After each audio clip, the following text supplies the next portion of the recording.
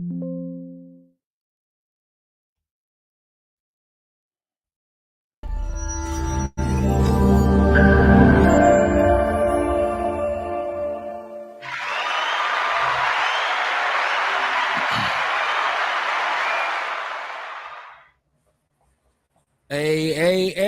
y'all want some Outlaw Radio? They say we want Outlaw Radio. They say we love Outlaw Radio. Kev, come on with the show. Well, this is Outlaw Radio. Welcome aboard.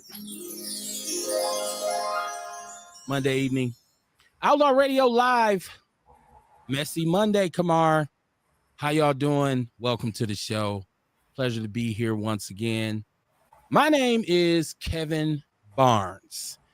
I am the host of Outlaw Radio. Just in case you ain't know, I am the architect of the People's Network. I am the architect of the People's News Network. And I'm just a real ass dude. I'm not a superhero. I'm not special. I'm just somebody who understands what I need to understand. Right? So, I mean, welcome to the show, man. This is a platform for foundational Black Americans. I don't know if you're up on the delineation movement. I really don't know where you sit in terms of your understanding of what this whole melanated thing is about. Look at there. It's all over my hand, Kamar. It's all in my face. It's all in my soul. I'm a Black man. I'm a Black American. I'm so proud to be that. And so you ask me, you got a podcast? Yes, I do. What do you talk about? I talk about Black people shit, right? So welcome to the show. I'm not alone. As usual, after so many years, I can't even believe he even put up with my bullshit this long. Mr. Carter, what it do, man? How you doing tonight, man? Hey, how y'all doing out there? Welcome to Outlaw Radio, where we talk that talk and we walk that walk. Raising vibrations and elevating thought. Y'all better come on in. I'm trying to tell you, I am the Black woman lover, the Black man's brother, the culture teacher, hood healer, the ghetto witch doctor, the real OG. Hey, mama, there go the Samos, man. I'll be your superhero. Y'all better come on in. Vitality by yet. Something wrong with you. But no, it's okay. You can still come on. Right now is the time to boost your immune system. We got that elderberry going down. That hot elderberry finna be starting tomorrow. So it's on, y'all. Come on. And this is the transitioning of the seasons. So we are going from summer into fall. And a lot of times this will affect your respiratory system because we know colds and sniffles and snot and sneezes come into play. So definitely check things that will boost your immune system, such as the elderberry syrup that my brother can provide for you. It's just a whole thing, man. It's a whole way to live. So you got to have an understanding of the understanding. Mondays and Wednesdays. Monday, why is that significant? Because those are the two days that we do the show. 7:30 p.m. Central Standard Time is how we do it. And sometimes I'm late. I think I was late tonight. I mean, you know, I don't like to use the terminology colored people time. I hate that, right? But I think a lot of times that's what it is. I'm working on my own clock, right? I'm in no particular hurry. But yeah, I'm here now, and we actually have a phone number. These conversations get so dope, and that's why I always love my Outlaw family who share the show, who support the show, and who expect the show. And let me know when I'm not on. When I say I'm tired tonight, they say, "Oh hell no, Kev, you got to be here." Shout out to them. The way you can interact with our show is twofold. Number one, there's a phone number associated with the show. It's 262-202-5131. Once again, it's 262-202-5131. But then we have this element of a chat room, and so like that adds a layer where some people who just for whatever reason want to maintain their anonymity, or they just don't feel like calling, right? They might be chilling, so they'll just jump in the chat room. Case in point. And this is what we do with the chat room. Ace Cooley, right there, look. He said, "What up, cuz? I'll be hitting Brewtown on Wednesday to get me a fresh supply." So shout out to Ace Cooley. He's coming down to rock with you, Kamar, supporting Black business. I always have to ask you this on Mondays. How was your weekend? How did your weekend go? What's to it? You muted, bro. I said my weekend was smooth and laid back. I wasn't too busy. Got to relax a bit yesterday.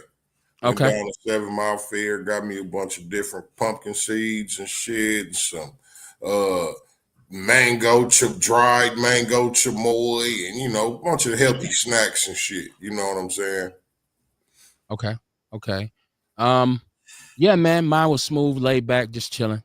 That's I like. There's nothing extraordinary. Like it's not like you're gonna hear me say, "Well, I was in Jamaica Saturday." Like, no. I was real live in Milwaukee. You're not gonna see me like I went to the all white party Saturday night. Right. No. I was just chilling. Like that's all I do on the weekends is chill. So shout out to y'all, man. Once again, I heard I hope that you had a smooth weekend, because a lot of times we forget how to just relax and just I'm chilling. I ain't doing shit. I'm chilling. I'm just chilling today. So that's important. That's part of what they be referencing when they say self-care. Part of that is you being able to relax, breathe a little bit, take a load off, as they say. So tonight, I think the first thing on the docket is, and y'all share this show, because this is like everything we talk about on Outlaw Radio is usually on the one when it comes to our people. We lost one of our valued elders. We lost a symbol. We lost an icon. We lost someone whose story shows us what you should do in terms of us and what we face, what they'll do to you, and then how it ends up, right? And so I'm talking about the sister. I'm talking about the queen. I'm talking about Assata Shakur, who perished last Friday, I believe, when I first seen it in Cuba.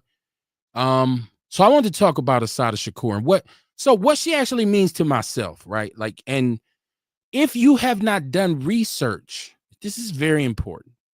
If you haven't researched the Black Power movement, it is so similar to the delineation movement, right? Like the Black Power movement is the connection of us with a whole new agenda, a whole new outlook, a whole new way to move, speak, and conduct ourselves, as opposed to the what I would call the SCLC, the kind of passive movement. We all know that my brother Martin Luther King, Michael King, Martin is his rap name. He idolized Gandhi, and we found out later that Gandhi was a racist. Before he chose to convert and start wearing diapers and shit. He was a racist racist Indian from South Africa. I'm sorry, who was a lawyer and helped perpetuate what was going on in South Africa with the apartheid movement. This is all facts. But there comes a point, and I got this from my mom, who was born and raised in the Jim Crow South, Kamar.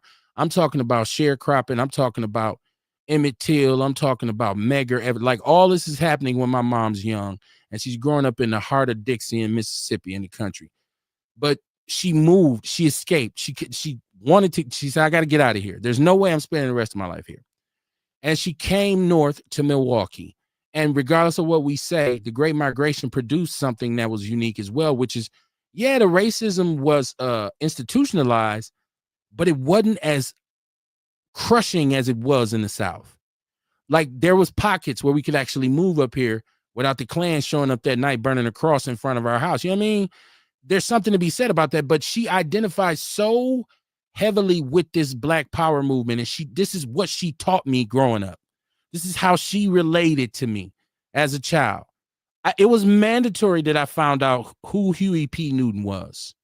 It was mandatory that I found out who Malcolm X was. My mother, she was so enthralled by this movement. And the Black Power movement, you get the Black Panther Party for self-defense out of Oakland, California, with Huey P. Newton, right? And that whole movement. And so it's a different way to identify ourselves. Assata Shakur was a sister who was involved in this. See, that's why we can't fold on Black women. You can't fold on them. because they've been here with us. Remember the Malcolm? Remember the Denzel movie where the sister's crying and snotting and shit, and Denzel said, "I've been struggling here for 50 years." She said, "I've been right here with you," and she was snotting and shit. That's that's how sisters have been. This sister was powerful. She was in action. There's also a thing called COINTELPRO. This is all real. For all you MagNegroes who like to talk, well, that racists are not real and all this old pacification type bullshit. COINTELPRO was a program that was started by J. Edgar Hoover, who was a very evil, racist man. And some say a closeted homosexual cross-dresser, right? Who was in love with his main man, Clyde Tolson. I'm giving it to you like a T.I. is. You go look it up, right? Who allowed organized crime to exist, but he didn't want nothing to do with no black empowerment movements. He labeled us the biggest threat to America, as opposed to the organized crime, the mob, the mafia, the way they were just doing every kind of crime imaginable. They were allowed to exist. Now, there's a rumor that they had some footage of him, you understand me, in some alternative lifestyle situations. I'm going somewhere with this. Y'all just ride with me. Assata Shakur was one of those sisters who held it down. COINTELPRO had her name on a docket. She was hounded, just like all these. There's a lot of political prisoners that come. Some of them are still in jail. Some of them have died in jail. Go look them up, from Geronimo Pratt. All these people, there's a whole revolutionary lineage. She was set up. Traveling. Cops pull her over. She shot twice. Shot to the point where they say she was shot in the shoulder, and her nerve that was actually would enable her to fire a weapon. There's no way she could have fired the gun. There was no gunpowder evidence. There's no fingerprint evidence. There's no weapon. She still was charged with this cop's murder. And one of her friends was killed as well. She goes to prison. She gets broken out by another revolutionary group, or that's the Black Liberation Army, but this is a whole story. She's on the run. They can't find her. She show up in Cuba, Kamar. Fidel Castro, who's a communist, gives her asylum. The U.S. tried for years and years and years to get her. Cuba said no. They offered them money. They said no. The sister stayed in Cuba. She just died. I think she was 78 years old. Something has to be said about the mentality of those kinds of black people right there. So rest in peace to Assata Shakur, man. And it's like they say, they don't make them like they used to, right? Like, because a lot of the people talk a lot of shit. They talk about revolution and being a revolutionary and being this and that, but they don't get down when it's time to get down, right? So shout out to her. Good journey. You're 78 years old. I assume you had a full life. I hope Cuba treated her like the jewel that she was. What did Assata Shakur mean to you, my brother? Well, I mean, it's a lot, right? Like, and really, it's hard to put in words. I want to say strength. Assata Shakur was strength, but then, I mean, strength for black women. You know what I mean? The strength for black women. When you think of Assata Shakur, you think of the face of the revolution. You know what I'm saying? You think about. We was just talking about superheroes. She could be like a real superhero. You know what I mean? A ghetto superhero, one of our superheroes. How she went against this whole system and got away from them. You know what I mean? Found the spot on this earth that was willing to accept her. On the whole earth, on the planet. You know what I mean? Like, and that's dope. You know what I'm saying? That's powerful. I mean, she reached, I feel like because of that, she reached more. It was more than just us that was touched by her. You know what I mean? Obviously, she impressed the Cubans a lot too, because they let her stay there. It's a lot, man. Cuba's unique in that their whole culture is based on revolution. Fidel Castro, if you don't know your history, Fidel Castro was a revolutionary. And I'm not saying, I mean, I know there's people, Cubans, native Cubans who were deported by him that'll say he was horrible and that he was oppressive. But the one thing he did is he overthrew the government that was in place that was friendly with the United States, that was allowing organized crime to come down. Like old mobsters reminisce about being able to go to Cuba and have these casinos, and they was running organized crime through there. And Fidel Castro went against, they launched it was a revolution. They took over the country. And guess who their main opponent was? The United States of America. Right. Hey, and that's what I mean by saying, like, is that they would accept her like that. Like you say, it's a revolutionary country. Yes. And to be respected by a country like that, you know what I'm saying? Come on in. Like, yeah, you know what I mean? You earn that. That's honor like a motherfucker, you know what I mean? Because we all know how fucked up the United States has been for years, how egregious they've been on the world, you know what I'm saying? And for another country to acknowledge a person, a black woman, like, you know what I'm saying? Yeah, that's dope as fuck, man. I can't and then for him to hold her there and guard her too. Like, no, y'all can't fuck with her. They gave her asylum. Yes, they did. They did. And I can't say Fidel Castro loved black people. No. I can't say right. He would. I think that because there's a lot of racism in Cuba in terms of light and dark skin. Like we understand that because there's some Africanism up in there. There's some African up in there.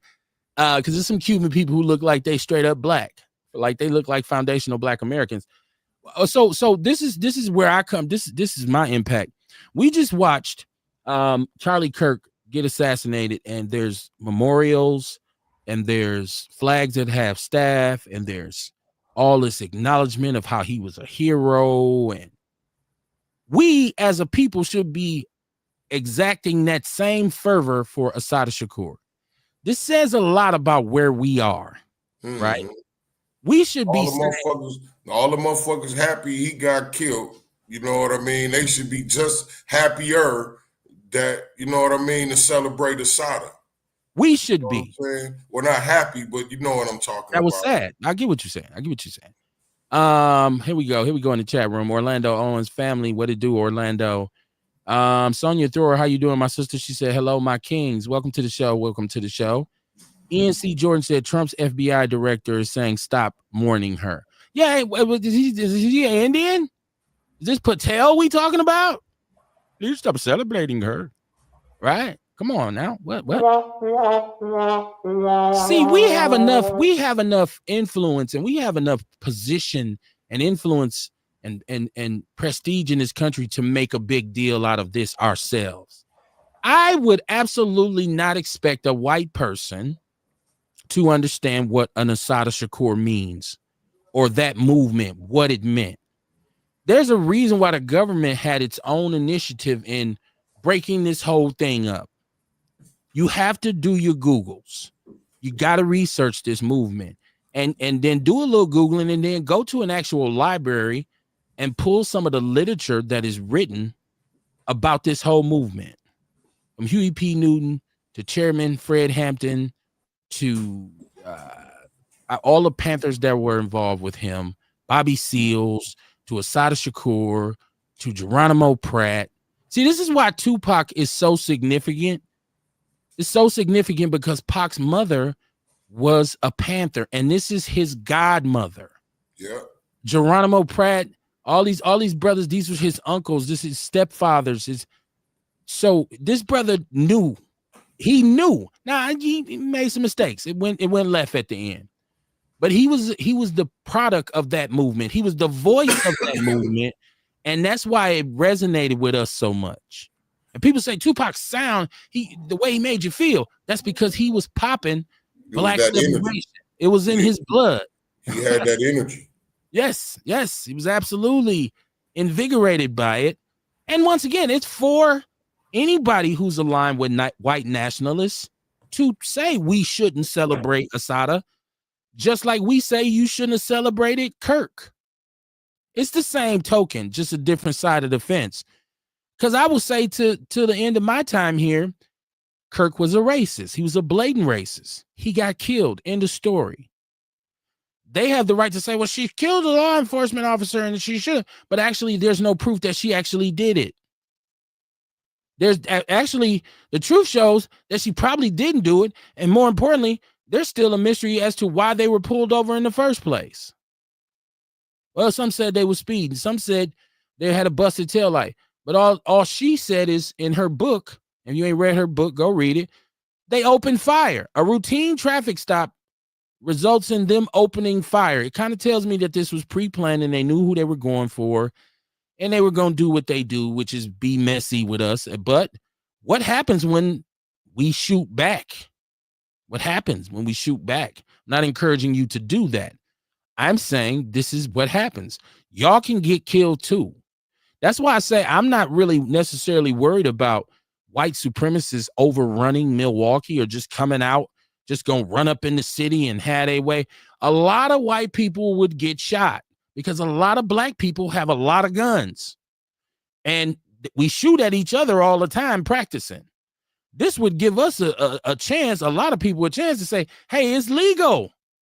You got the drum, you got the switchy, you got, look, there goes some white supremacists. It's not going to go down like they probably think it would. That's the difference between Black America now and Black America back then. You know, back then you might have had a couple brothers with some hunting guns or some 38s or something like that, Kamar. But cats coming out the house now with motherfucking 223s, goddamn AK-4 with the drum on it. Oh, you getting shot. They're going to shoot back. Those niggers. You going to have to bring in the army. You would have to. A said Pac was raised to be a leader. He was. And I think, once again, this is a conversation about what that whole Black Power movement thing was. For some people, it might have been a trend. It might have been a fad. Oh, I'm going to put on all black. I'm going, put me a beanie on. But this was a real lifestyle for a lot of young black people at that time. Dre Day, outlaws, he said, and they were outlaws. One of my favorite Tupac songs. That's why I call the show Outlaw Radio. Outlaw. It's not just because you're doing crime. Sometimes it's because you're going against the grain. Sometimes it's because you don't fall for the okie doke or the banana in your tailpipe. You're an outlier, aka an outlaw. You rather live on the fringes and get what you need from the system and live your own way than to be totally dependent on it and have to go along to get along. You're an outlaw. So if that's your fundamental set of beliefs, for me, you're an outlaw. So welcome to the show. It's Outlaw Radio Live. Once again, it's 262-202-5131. Call in. Even if you want to talk about Assata Shakur, I know a lot of people now are just getting up on her, Kamar. They're just because she just passed. But I'm someone who's known about that whole struggle since I was very young. Hey, but you know what? And that's cool too. If you just got to know about her just now after she passed, that's cool too. But now figure it out. You know what I mean? Find out who she is. Find out why she was so important. Find out her significance, you know what I mean, in our plight. Yes, absolutely. Well put. Not putting you down if you don't know it, but I'm just saying the story should blow you away because when I was young, it blew me away. You know what I'm saying? Like, just once again, from my mother giving me this verbal history, like very accurately and very vividly. My mom marched with Father Grappi here. Like, she would talk about, she came to Milwaukee in 1959. She said it was crazy how white folks had us boxed in. Like, we literally couldn't go north of Walnut. She told me you get on the city bus and the bus driver would say, all off on Chocolate Boulevard when you get ready to cross Walnut. And she said if you were cleaning some houses or you was doing some subservient work, you had to tell that bus driver, I work up on this street or that street, or you had to get off the bus. Right? So where we lived on 17th and Capitol, my mother used to say, if we had been over here back in the days, the police would have came and stopped and said, what are you doing over here? And you better be over there working or your ass is getting a transportation or transported back down to Walnut to Bronzeville or what they call Chocolate City or whatever, what have you. So it was a whole different situation. That's why I love to hear people talk about what they would have done back in the days and what they should have done and this, that, and the third. It was very funny because we as young men, my brother and myself being raised in a certain situation, like we born in the 70s, man. And so we didn't understand. When my mother talk about this shit, and we say, I would have done this, I would have done that. She would say to us, And you I'm wouldn't have glad done. you mentioned that, right? She hold on, let me just finish this. She would say, you wouldn't have done shit. They would have gave your ass a Chinese name. It would have been He Hung Hai. You'd have got your ass in that field. You'd have sat at the back of that bus. You wouldn't have done a goddamn thing, because you know they would have killed your ass and your family. Go ahead, man. And that's the shit I be talking. That's some more significance. Like she come from an era where they was really doing shit. Like Right. they was fed up and they was really out here doing shit. They wasn't just calling into the podcast talking about we need to get the guns and we need to do this and we need to do that. They was doing it. Like the other day, motherfuckers got mad at me because I said y'all need to stop it and just do it. If this is something you feel like should be done, quit asking for somebody to step up and do it and do it.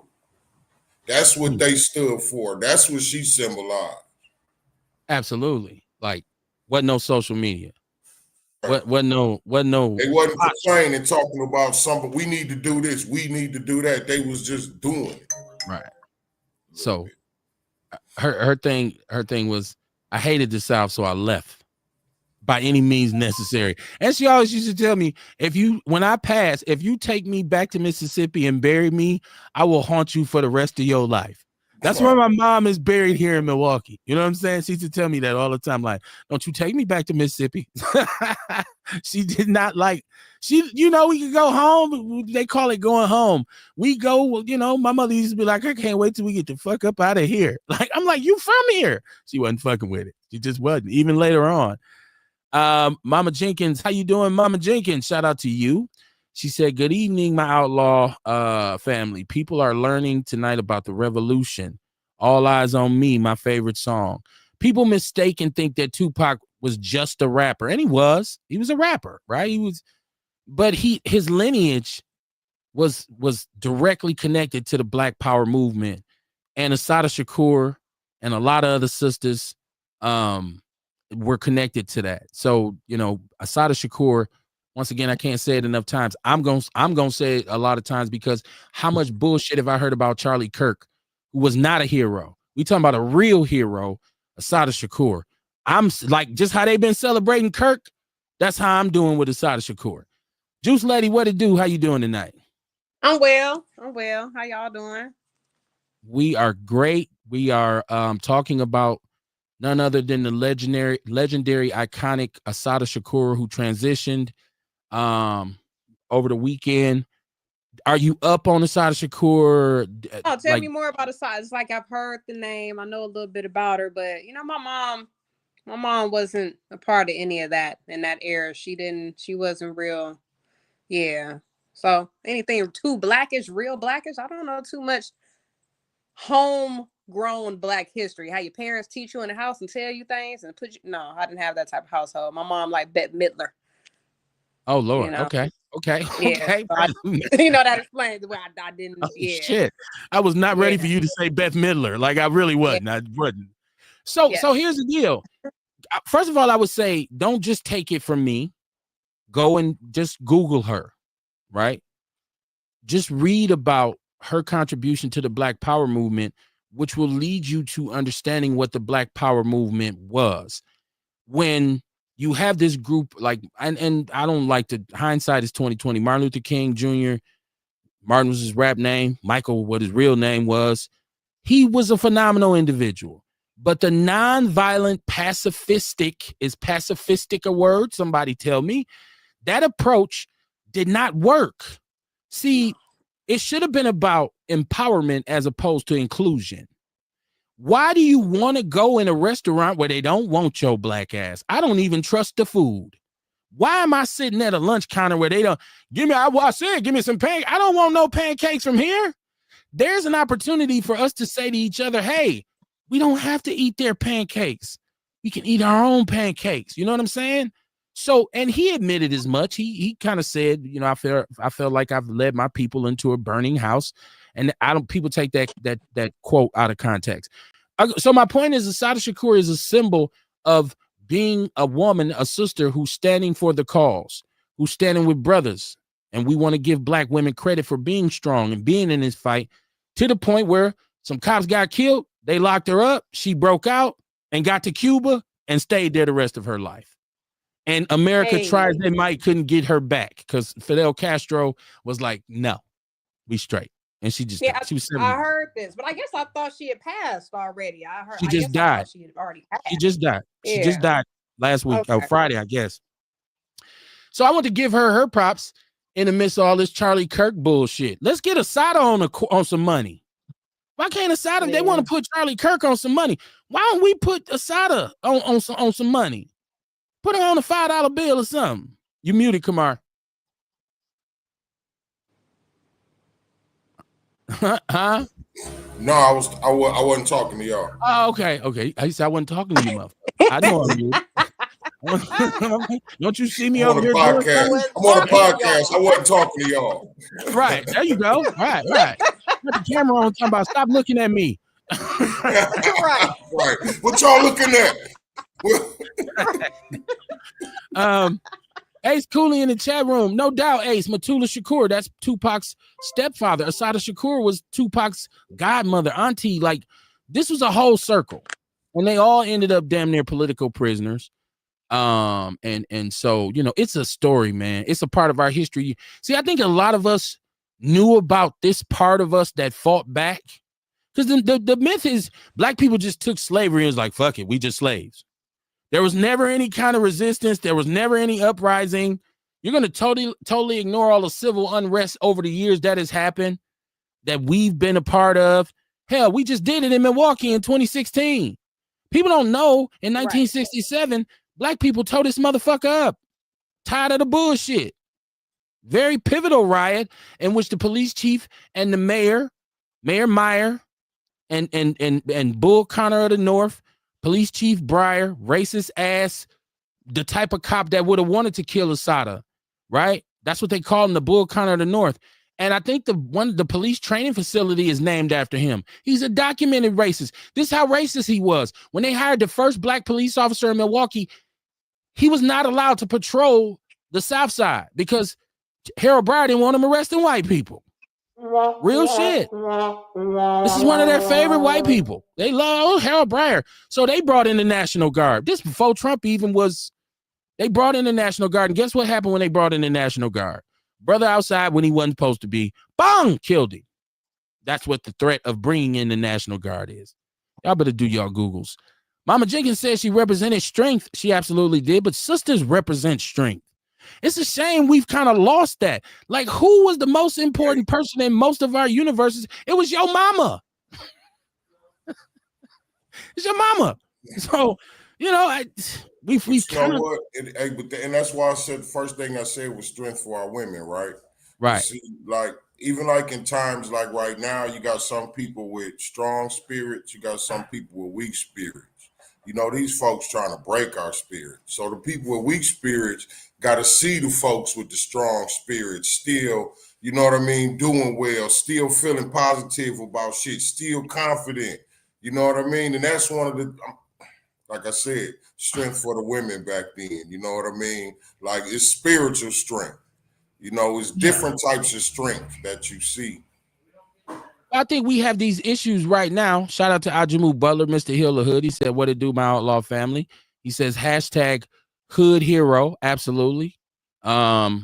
She should be celebrated more so than just the hood, because America always talking about they celebrate freedom fighters. They celebrate throwing the Boston Tea Party, the Declaration of America is a country that was established by a revolution. That's why they call it the Revolutionary War. So this country was founded on that idea that, nah, fuck that. I tell you what. But when it comes to us and our contributions, they can sweep it under the rug. They can minimize it. And then we see some racists like Charlie Kirk put up, and white people say, he's a hero.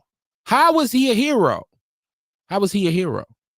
You know what I mean? So listen, we've talked about that. I don't want to really reiterate that. I'm just saying, I feel like the same energy that has been expressed for him, we as a black, like a whole foundational black American nation, we should all have been required to put up a meme about Asada just to make sure that knowledge is traveling. But the problem is a lot of us don't know about her. They don't put that story up. They make you think we was all quivering in the corner during them times. Like, oh, Lord, what is I going to do? They want you to believe that. They want you to believe we always been like, we just want to be good slaves. It's absolutely inaccurate. It's not true. And like you said, Kamar, people who are beaten down by the system, people who feel like, what can I do? I don't know what to do, should look at an example of somebody who said, I'm going to fight. That's what I'm going to do. I'm going to stand up for mine. I'm going to fight. And I'm going to be the example of the change that I want to see. Ian Jordan, somebody give me an echo. Turn down your device. Ian C. Jordan said, Trump supporters are government dependents. They look for government to lead them. My father was a Panther, and he explained to us how the government systematically looked to remove any leaders in our community. It's embarrassing to have our people saying slavery didn't help build America, aligning with political parties that say Miss Shakur killed police officers. And these same house niggas align with white supremacy. Ajamu said Asada is for show our hood hero. She's a hero. She's a universal hero, not just hood. She is the example of what it means to say, I'm not going to live like this. Even if it costs me whatever, I'm just not going to do it. And a lot of us we ain't got the nuts to do that. We want to be comfortable. Mama Jenkins said most of Pac's songs were about real life. I mean, until we get to the Death Row era where I think, creatively Tupac kind of lost his way just a little bit, even though there was a lot of messages in that music as well. I think most of the music he made had some sort of Black empowerment message in it. If what we were doing at that time in the 90s, how we were actually living, there's, young Black males. There's a lot of, women and weed and drinking and kicking it and, getting into it and just being hot, just being young hotheads. That's in there too. But it's so many Black empowerment messages in there that you can derive from Tupac's music. Ajamu said, shout out to the People's Liberation Army. If I'm correct, that's who broke Asada out. Yes, I thought it was the Black Liberation Army. Either way it goes. Tomato. That's who broke her out. Because actually, once the Panthers were infiltrated and kind of compromised, she did switch up her affiliation and became part of the Black Liberation Army, the BLA. Yes, that's true, Ajamu. That's very true. And once again, here goes some people when we start talking about Soledad Brother and George Jackson, and there was Panthers on the West Coast who attempted to break him out. His brother, they went to the courthouse and took the judge hostage. If you've ever read Soledad Brother and you know who George Jackson was, this is the same kind. This shows you where Black people were at this time. They went to the courthouse and took the judge hostage and said, release him from prison. Whole story about these Panthers out there. The police ended up shooting the judge.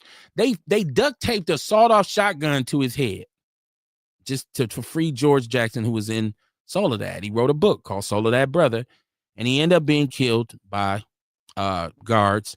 He didn't get out, and his brother sacrificed his life as well. The judge was killed as well. Once again, get your Google on, y'all. She said, this is Sonia Thor. She said, put him on some money. No, like you said, put her on some money. Rest in peace, my queen. Yes, absolutely. Mama Jenkins said, teach that part. Beauty, how you doing? Once again, it's so many stories about what actually happened in the midst of the Black Power movement. And this is why when we get to Kwanzaa, right? We start talking about Kwanzaa. That's why I'm always so hard on your man. What's his name, Kamar? What's his name? Who started Kwanzaa? What's his name? What is his name? God damn it, I'm having a brain fart. Karanga. Look at his involvement and how his organization, which was us, they ended up shooting 2 Black Panthers in Los Angeles. Bunchy Carter, I forget the other brother's name. This happens on the UCLA campus. This is government involvement trying to defuse the movement. And the government has admitted that they would pump rhetoric into the community and to turn them against each other. Oh, they just printed this and said this about y'all. So this is all manufactured by the government. Ian, you're right. Rest in peace to the general, man. Rest in peace to Rick, man. Because regardless of what you thought about that brother, I've been firsthand. The brother wasn't scared. You can say whatever you want about him. He wasn't scared. I've seen him in action, and I've been at some things with my brother, the general. He believed in that. He believed in, and he was brought up by our great revolutionary, the commander, Michael McGee Sr., who's also should be way more celebrated in Milwaukee. Way more celebrated. Come on. See, we don't do for us. We don't do for us enough, Kamar. Like, we want to put murals up in a city with a rapper on it because he got killed or she got whatever. We should be putting up murals of the black people who actually stood. Where in the hell is the Father Grappy mural? People don't know this white dude who looked like Woody Allen was a cold-blooded piece in terms of helping us get our rights in this city, right? We celebrate Val Phillips. Mama Jenkins, you're right. John Huggins. Even the commandos who protected Father Grappy. Where's their mural? This is a bunch of young brothers and sisters who said, nah, we ain't gonna let y'all do nothing to this white dude that's riding for us, man. You got to know about the Black Power movement. It's more than one story. It's not a 45. It's a whole album. You got to know about it. It'll take you all the way back to my personal hero, Adam Clayton Powell, who was a whole kind of different leader than Martin Luther King. He was way more progressive, but he was on the political side because he was a congressman, first black man from Harlem, one of the only ones sitting in Washington when they were still the Southern Democrats and the Southern Republicans, the Dixiecrats. They were using the word nigger openly on the floor to the point this man was representing Harlem in Washington, D.C., and he couldn't even eat in the Capitol building because they didn't serve colors. He had to go across the street and eat. Where's his mural? Where's his movie?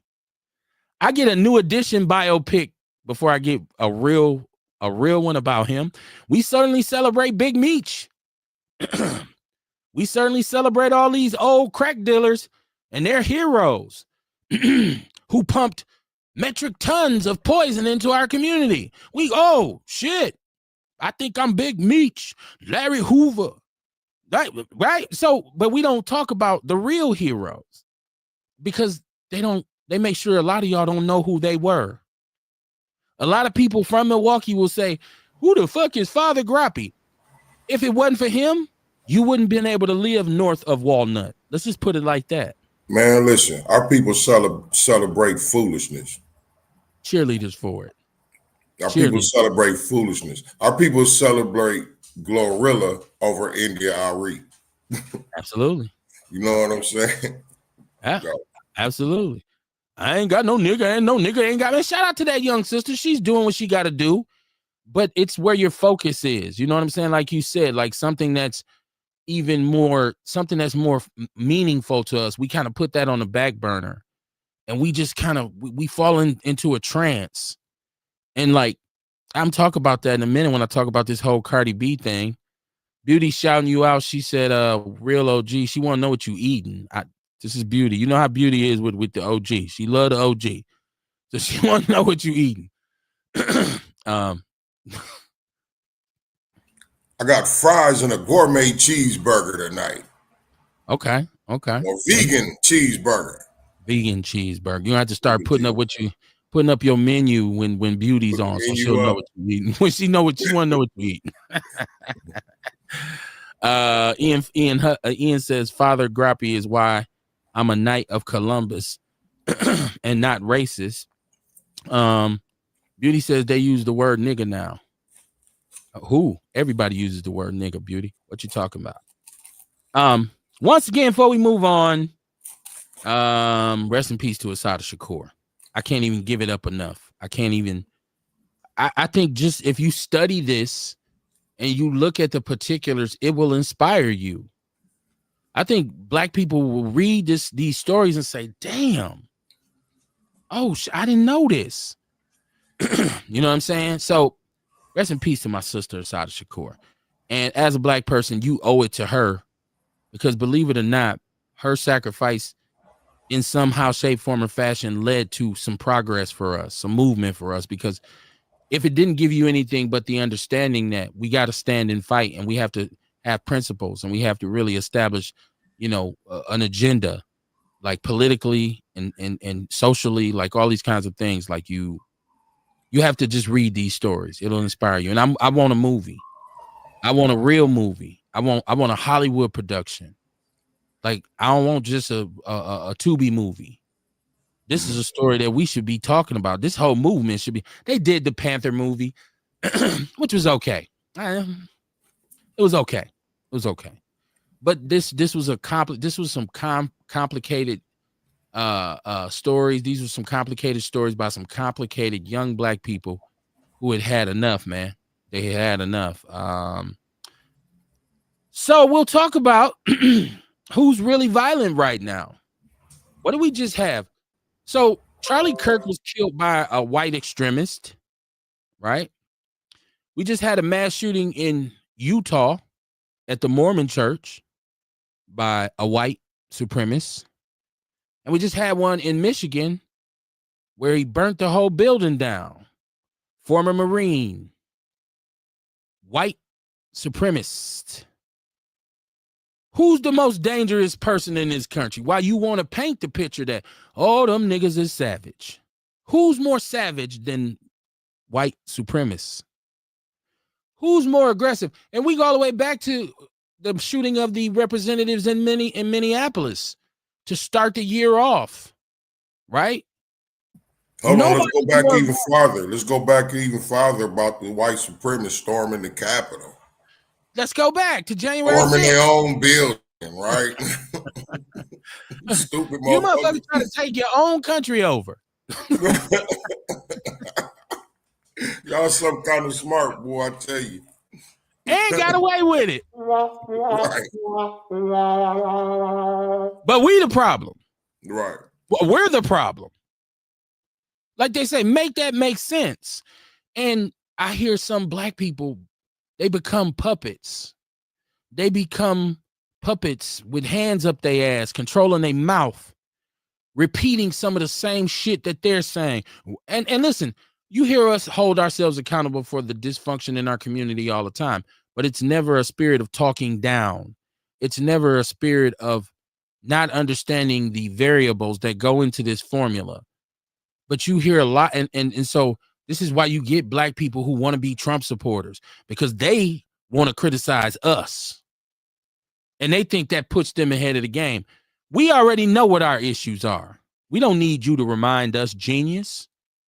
We don't need for you to team up with white folks against us. Now, if you want to talk amongst us, if you want to say, hey, let's get down and talk about us, we don't need them. We don't need them. Let's talk about the issues we have. I'm all for that because that is holding ourselves accountable. But all this, I'm ahead of the game because I'm voting for Trump. Or I'm a Republican because I'm so much smarter than y'all. If you don't get your ass out of here, you don't ever even concentrate. And this is the mentality of most of these people. They can call us out all they want, but when you ask them about some of that bullshit going over there on that other side, they go to stuttering. They go to tap dancing. They go to acting like, well, hold on. No. Who's going to talk about the fact that white people are extra violent at this point? So violent, in fact, that they're attacking each other. They was going to try to come for us. And I want to say this too, because I was critical about the Tennessee State thing. I was critical about the Tennessee State thing because I talked about the fact that we're so aggressive towards each other. And when those white supremacists went to Tennessee State, they should have left with their ass whooped. Look, shout out to them young brothers and sisters. They wasn't folding a bit. I put the video up right after the show. They wasn't folding a bit. They was at them motherfuckers' ass. I love, they say YNs and all. No, them kids was up on them. They was up in the face. I told you they had a law enforcement escort. And I believe if the law enforcement wasn't there, some of them little sisters and brothers would have set it off. They would have set it off. They did what they were supposed to do. So, because I was questioning, like, yo, did we fold? Like, was them kids? No, them kids was mobile. They walked them off the campus. Y'all gonna have to move the fuck around. And so shout out to them young brothers and sisters, man. Don't just stand on us and let them go. Hell, when you get a chance to fight, buckle up. God damn it. I'm not encouraging violence. I'm just saying. Don't be a victim. Don't be a victim. Let me go up in this chat room. All the way back. Beauty is talking about the president. She asking somebody about some sirens. I don't know. My shit's soundproof. You can't hear sirens from here. She said, your president. He's our president because he got elected. I didn't vote for him, but he's still the president. So you can't say your president. It's our president. We all got to live under his bullshit. Sonia Thor said, hey, you here too. Right. I don't know. Just because you didn't vote for him, if he got elected, he's your president as well. She said she'll be 60 on Sunday. Sonia Thor, happy birthday. Happy birthday, Sonia. Shit, I got a birthday coming up. I ain't going to tell y'all how old I am until the birthday come. It's crazy. She said, Sonia Thor said, the white folks is the killing one. They always have been. They have always been the violent, murderous, conquering. Right. This is who they've always been. They didn't just start. Beauty Waddington said the president sex offender. Yeah, that's true. He was adjudicated in court as one. Said how many people of color have been hung and killed in these jails? Horrible police killing inmates. Well, the police typically don't work in jails. Usually it's COs. I guess some people have been hanged in jail. We've had an issue with Walpon here, where the actual warden was arrested and charged, and some negligent deaths up in the jail. And we know people have perished in the county. We blacks have been on the end, the business end of violence in this country. When we talk about that Black Power movement, you start to look at what even happened to Fred Hampton in Chicago. It's one of them stories, man, where you'll cringe. I didn't even watch the movie when it came out. I didn't even watch it. Because I knew the story. I already had known. I had watched documentaries when I was young. I had read books. And so I didn't watch the movie. I don't know if you've seen that movie, Kamar. We did have Fred Hampton Jr., Chairman Fred Hampton Jr. on the show. Shout out to Jazz and Mike Kimmett who made that happen. And Fred Hampton Jr. is out in Chicago trying to do work. But that story will just make you ball your fists up. And they got away with this shit. This is, it's crazy. It's horrible. It's like, oh my gosh. So, but that's executed at the hands of who? And how did they get it done? They used one of us. You know, they used one of us. All skin folk ain't kin folk. Ian said I did what is this? A docu shot about Orlando and others talking about how slavery didn't help build America. Who built America? America built America. We know that the slaves, we shouldered a great majority of the labor, okay? And we know some white people, we know some Asians did, we know that there were other people involved, but here's the deal. The one thing that enabled America to really rise up at one point was the fact that you had the South was generating so much wealth and they had free labor. Right. They had free labor. Right. And so actually, Abraham Lincoln's interest in abolishing slavery was centered around the fact that there were so many white people, because the majority of the white people didn't have slaves. They were poor, but they couldn't work. They were unemployed and poor because we had all this free labor. We don't need you to do, you know what I'm saying? So it's like, nah, we gotta. So that free labor economy was the basis of America until the Industrial Revolution happened, until post-World War II, when we become, through the auto industry, the biggest, economic power. But even then, the Great Migration provided a number of workers from the South, and that empowered the fucking Industrial Revolution. Go ahead. That's like a company you know what I mean, lasting 400 years. You know what I mean, with free labor without having to pay employees and shit. You know, so yeah, they finna be profitable, and them employees built that company now. I mean, it was us. Yeah. So, and then, like I said, post Great Migration, we head north, and we work in these factories now. So, absolutely, slaves helped build America. I don't know how you could argue against that. I don't know. And this ain't The cotton had to get picked. The products had to be built. Yeah, well, the food. We pick cotton, but we also pick fruit and vegetables too. I'm just saying, you know what I mean? Like, this is stuff that they had to sell to make the money. You know what I mean? The shit had to get picked and made. Yes. Yeah, I don't know. I seen Orlando. I don't know what he was talking about. Beauty Waddington said the civil rights movement. Beauty be so random. I don't know what part of the conversation she be tuning in on. She said the civil rights movement in the 60s. I don't know, Beauty. We already talked about that. We talked about the Black Power movement. The Black Power movement is different from the civil rights movement. You got to understand the two. Because once again, civil rights is for everybody. That is that inclusion. The Black Power movement is for us. That's that empowerment. And it's two totally different messages. So you have to go and look at young Kwame Ture and H. Rap Brown and all these youngsters who started out with the civil rights movement, with the SCLC, the Southern Leadership Christian Conference, Southern Christian Leadership Conference, and then you got the students, SNCC, the Student Nonviolent Coordinating Committee. That's a whole. They broke away from Martin Luther King because they said, "Fuck that, we ain't finna be getting ketchup and shit poured on us." We ain't, like I say, Stokely Carmichael, all these people.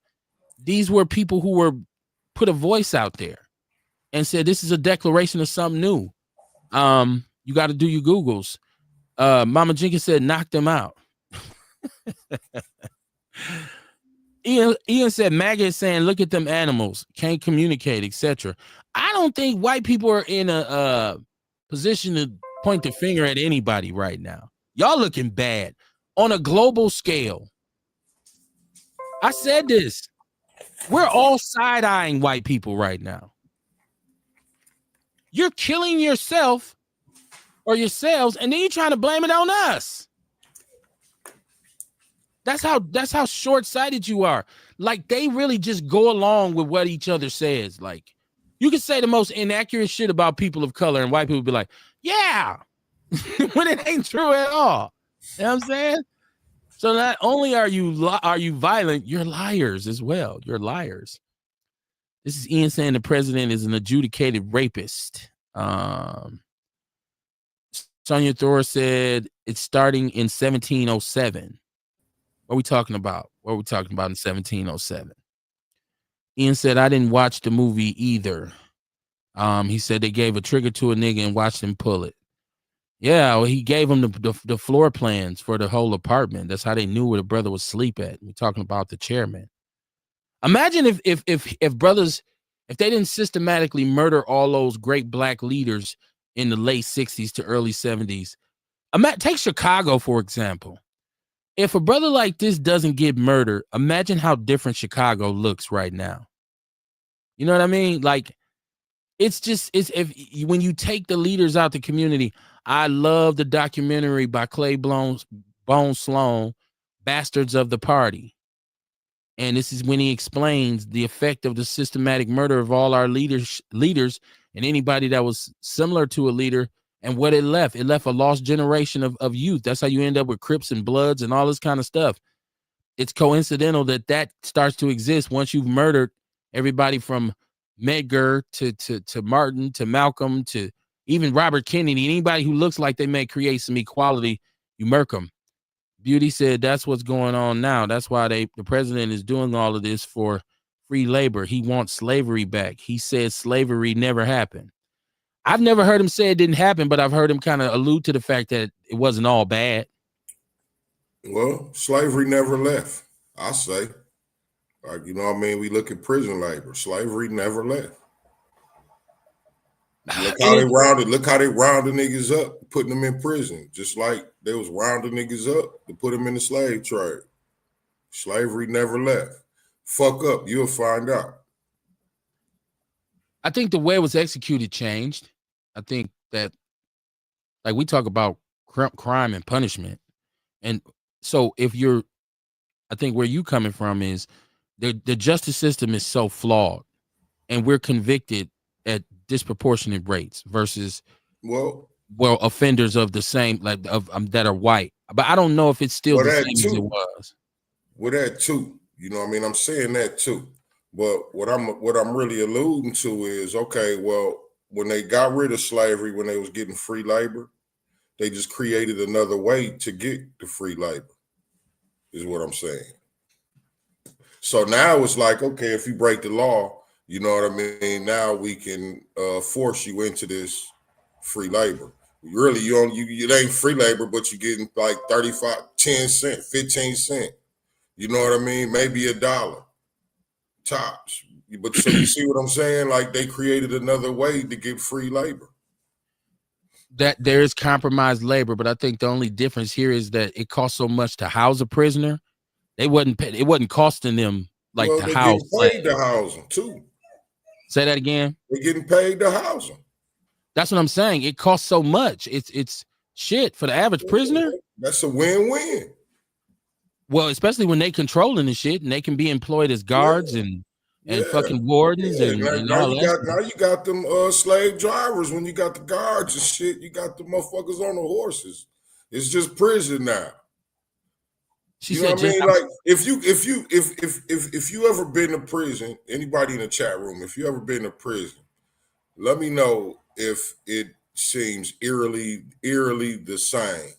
You know what I mean? When I was in there, listen, man, they had to make me do something, Kev, because that's all I saw. When I first got to Oak Hill, the motherfuckers was like, they sit me down to the kitchen to go get some ice or something. You know what I mean? For our dorm. So I go down there to the kitchen, man. I see these niggas running around sweating and shit, man. The guard hollering. You know what I mean? I feel like I heard some chains and shit, some whips. Whoosh, whoosh. I felt like I heard some whips, and the motherfucker asked me, "Hey, you want a job?" Oh, hell no, I don't want no job down here. I got the ice and got the hell out of there, right? And all the jobs just seemed like that to me. You know what I mean? The motherfuckers had to come make me do something. I was laying on my bunk one day and they told me, listen, here at Oak Hill, you have to have a job. I said, well, no, I don't have to have a job. I got some money. I don't need no job. And they said, well, you got to have a job or you got to go to school or you go to the hole. So I'll say, well, point me to the school. That's how I wound up in the horticulture class. But like I said, they forced that shit on you. The only issue I have is that, and I say this, criminals should be in jail. Oh yeah, definitely. I ain't saying not. I'm just saying how they turned the free labor into a labor where they could get free labor, or into a way they could get free labor. You know what I'm saying? So they still doing it. This is another reason why they trying to pop up prisons every motherfucking where. So they basically, now the trick is, we're still going to get this free labor. Yeah, so we're going to get them to commit crimes. But when so you're in this system and you don't make the right decisions, you fuck up. Well, there's our free labor. Got your ass. Now you got to do it. That's all I'm saying. I ain't saying it's wrong because, yeah, you motherfucker go to jail. You need to be doing something. You know what I'm saying? Whatever the fuck.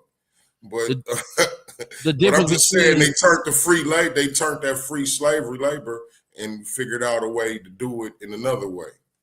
So for whatever limited freedom I have as somebody who's not incarcerated, I think that's the only difference. Whereas back in the days, it didn't matter if your ass committed a crime or not. You was on the plantation. You was a slave. Right. Exactly. You didn't matter. I ain't committing no crime, so. Exactly. They did now when you out here on the street, you know what I mean? They gonna mentally fuck you up. Mentally have you feeling like you can't do nothing but this, whatever the fuck you doing. You know what I'm saying? If you ain't strong, you gonna lose. It's a whole nother form of slavery, man. They just figured out how to do it. We just lock his mind up. We can't, Yeah, lock his mind up. We'll get him in prison. Yeah, perception is everything. If I can make you believe you ain't got no other choice, you're gonna choose what I tell you to choose. Right. Because it might look like a better option when it's Right. not. I keep screwing up Beauty's name. She said it's Wadlington's. Just say Beauty. She's letting me know I'm saying her name wrong. Right. I can't help it. I'm illiterate. She's asking who she's talking about. Ian. Who is Ian? She said. He said we are not all side-eyeing white people. LOL. Some of these brothers are with Trump. I'm talking about real black people. I'm talking about brothers and sisters. See, when you hear me talk, I'm not concerned with anybody who's not with us. When I say we, I'm talking about those of us who are in the know. I'm talking about people who are realistic, people who are logical. I'm not talking about those black people who want to go and support Trump and run behind the Republicans. Obviously, they ain't side-eyeing Trump, so they're not us. They're not we. I'm talking about me and mine, people who I'm on code with. Foundational black Americans, a lot of white people, and everybody else globally is side-eyeing white people in America. Whoopi Goldberg is coming out saying we need to put the 25th Amendment into place to remove the president because of what he just did in the UN. Other world leaders are saying this motherfucker's crazy. Once again, we're side-eyeing white people. And who are the majority of Trump supporters? White people. I ain't talking about the few, whatever, 25%, 35%, whatever that was. I'm not talking to them. Obviously, they're not. We are looking at Trump. And if you understand what side-eyeing means, side-eye means you on some bullshit and I know it and I'm watching your ass. I'm paying close attention. I might not say nothing to you. I'm not looking directly at you, but I'm watching what you do. So, I ain't talking about them. Beauty says where these redneck white people are all demons. They're all demons. Kamara is absolutely right. It's indicated in the Constitution slavery is justified when being in prison, or I believe involuntary solitude. He spoke to we gonna get this free labor one way or another, and who makes up the majority of the prison system? Who falls into these traps the most? Mac Negroes. So we still got some of y'all under the boot, right? And then there's people who would tell us, Kamar, because I don't know, we had this discussion about 2-3 years ago. When we did a show, we said, "Are you free? Are we free? What is freedom?" And who was that? When Jay was on the show, Jason Campbell, rest in peace. And he felt like we weren't. And a lot of people said, "Y'all ain't free. You niggas ain't free." And both you and I said, "I'm free." I'm free because my mentality is that I'm free. I don't feel less than. I don't feel inferior to. Therefore, I am free. But you live in America and you did it. I know. I get the debate. He said, look at California when Vice President Paris was a district attorney. I think you meant Harris.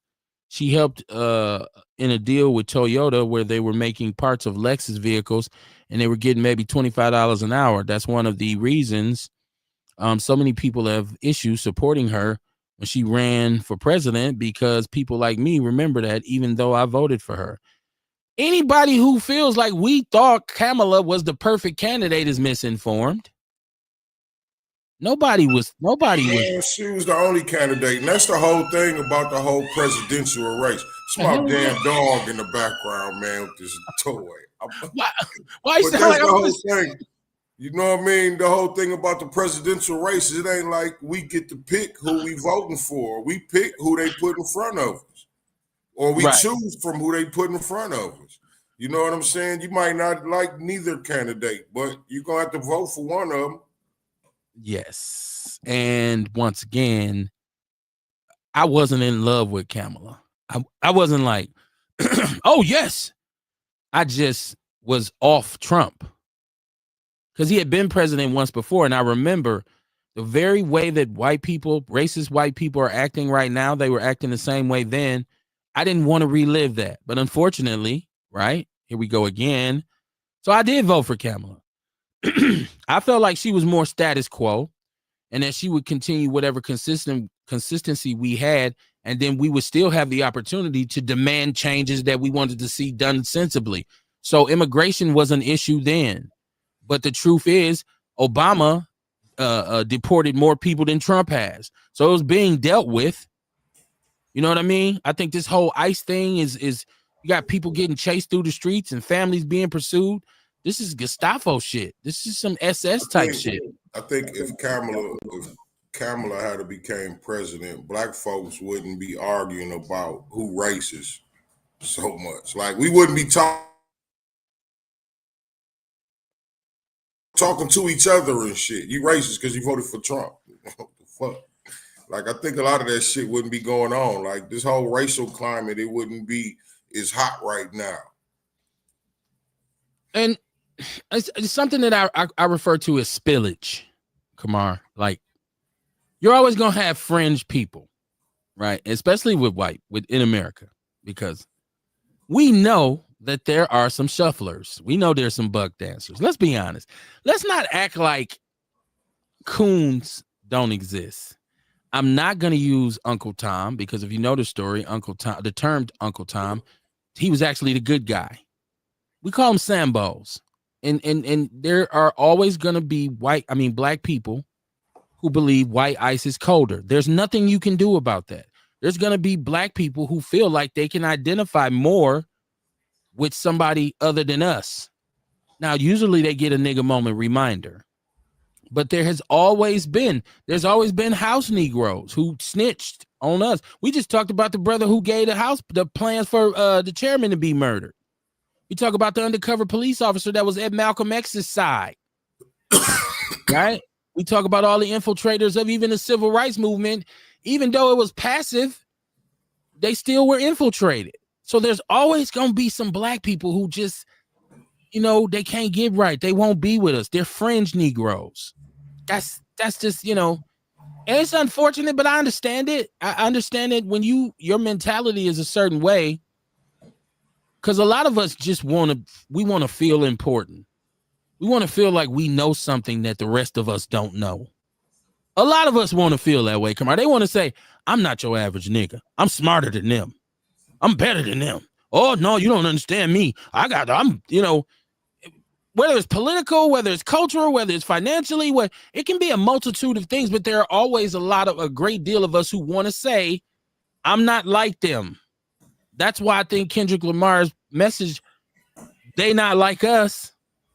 I think that's why it was so pivotal, especially when it comes to delineation, right? That's why it was so hot, man. That's I feel like that was the main reason, the main sticking point why that song was so hot like that, because we was able to ride it like that. Right. And it went straight over white people's head. He was at the Super Bowl. They didn't know what the hell he was talking about. Before they knew what they was talking about, not like us. Not like us. Right? It's still a joke to them. Right. They just, what is he talking about? He's talking about delineation. Once upon a time when we was locked in chains, right? Like he's referencing those of us who understand us and our struggle and those of us who don't, or that ain't part of it. It's like saying some of y'all ain't foundational black Americans. That's why we call them tethers. Hey, I'm telling you, Kendrick always been kicking it like that, man. All the way back to, I want to say the album when I started following him, Good Kid, Mad City. Uh-huh. I'm telling you, y'all go back and listen to this song. He got a joint called High Power. Okay. When you listen to it, every time you say high power, think to yourself Black Power. Okay. And listen to the words, how he kicking it, man. Dog is just cold with that word play, man. And the metaphors, the way he rock that shit. And to be intentional too. And that as opposed to let's just talk about the trap all the time. I'm tired of you talking about the goddamn trap all the time.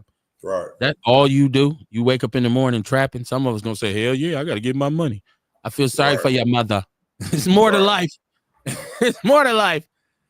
Shout out to the trappers though. He said, look, this is Ian. He said, look at it from this aspect as well. You don't have free labor, and that labor doesn't threaten white people's birth rates. If you have all of these immigrants in the country, there's a chance white people's existence become closer to being extinct, at least in their minds. I don't feel like, and maybe y'all can enlighten me. I hear people talk about this birth rate thing, but when you're when you're in control of the machine and you can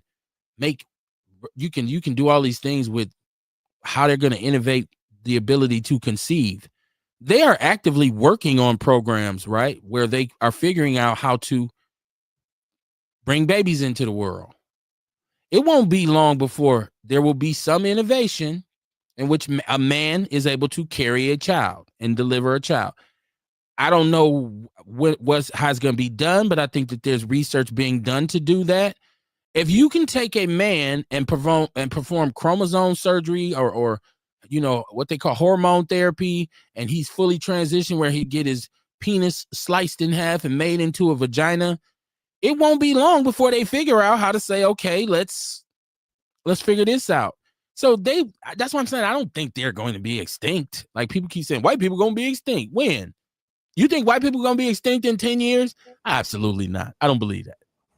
I have heard and seen a lot of people who I admire as far as information talk about how they ain't reproducing fast enough. As fast as everybody. And since they ain't reproducing as fast as everybody, eventually they'll be like drowned out like weeds. They ain't dying off. They just ain't reproducing as fast as everybody else.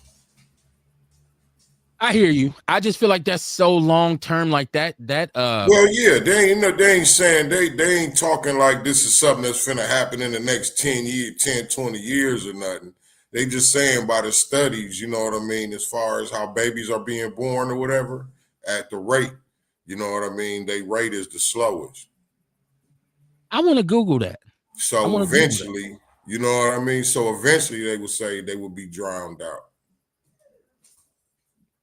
I want to Google that. Is the white birth rate down? Because I want to know the particulars on that. I hear, like you, Kamar, I hear a lot of people reference that. I don't know. I ain't none of those scientists. I can't say how shit's going, but you know what I mean? This is just what I've been hearing. Check it out. Right here at my fingertips. What you got? It says, yes, the birth rate for white people has declined, contributing to the overall decline in the U.S. birth rate and a shift in population demographics. The number of white births has decreased while the number of white deaths has increased, leading to a natural decrease, fewer births than deaths in the white population and in many U.S. states. This decline is part of a broader trend of failing birth rates across many demographic groups, including Hispanic and Black women, though the trend of declining white births is a significant factor in the slowing overall population growth. Okay. So there you go. So it is something that's happening, but they're saying birth rates for across the board are down for Black women and Latinos, but white people are definitely, theirs is failing too. There we go. Black women, ours, we got to get healthy.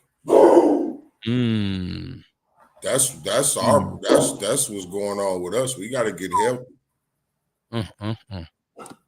Your dog barked as soon as you said that. He said, "Oh," I think he was saying, yeah, Kamar.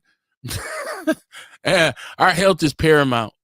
But the trick for us a lot of times, Kamar, is that a lot of what we, in terms of what we eat, is based on convenience, not choice. Because it's either what you can afford or what you have access to. You know what I'm saying? You're right. And a lot of us, and that's part of the problem too. A lot of us are so desperate to just have something to eat that we don't make healthy choices because you get what you can, right? It's a real thing when you live in a city where the poverty rate is so high. Yeah, I'm gonna go with my stamps to save a lot. Yeah, because it's right there up the street. And it's affordable. Yeah. You know, and I ain't in there have you ever been in Save a Lot and seen people reading ingredient labels? I haven't. No. I haven't.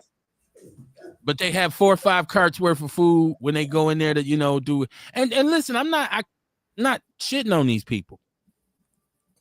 Because it's like that knowledge I was telling you about. People who are not aware of what really happened during the Black Power movement lack a certain set of inspiration. They lack a certain sense of understanding in terms of where we are. So people who don't get that knowledge about how to eat cleaner, they're missing something as well, because not even understanding processed food, what that means. Just that. Like, people don't know. I've had, come on. I've had people tell me shit like, hey man, I eat good, man. Shit, I don't eat nothing but like pizza, but I don't get no pepperoni on it. Like, I drink soda, but I drink diet soda. Like they name off a bunch of processed foods, and then I'm like, well, that's all processed though. Hey, you know what, Kev? It's funny you say that, right? Like that was kind of the evolution for me. Okay. You know what I'm saying? Like that was the evolution of getting healthier for me. Like I remember drinking soda and eating all kind of shit. Then I remember even getting to the point where I stopped eating pork. You know what I mean? I was just eating cheese pizzas. You know what I'm saying? Like you said, I went to the diet sodas. You know what I mean? I was drinking the diet sodas because I figure I'm getting away from the sugar. So it could be. Hopefully, it's part of the evolution of the health journey. You know what I mean? So that's how it was with me. I was switching like that. You made me laugh. I'm gonna tell you why I laugh, because you got people who will say, dog, I don't eat no pork, right? But they eat rice, they drink milk, they eat cheese, right? They still eat a lot of things. And even when it's something that says this is a vegan thing, right? They say like ultimate hamburgers. Remember Burger King had the ultimate Whopper? You know why it kind of died out? Because people did research on what it was actually made of. Yeah. And it was high soy content, which is high in sodium, which in effect is as bad. You know what it was? They had GMO hemoglobin. Oh, wow. Hemoglobin, I'm like, hemoglobin is found in blood. You know what I'm saying? So, and it's GMO. So what the fuck is going on here? And then, they find out that they cook the shit the same way. I mean, it's in the same stuff that they cook the regular burgers and shit. So ain't nothing. It's just the burger that's different. With the same toppings too. Mayo, the bread, all that. Oh my God.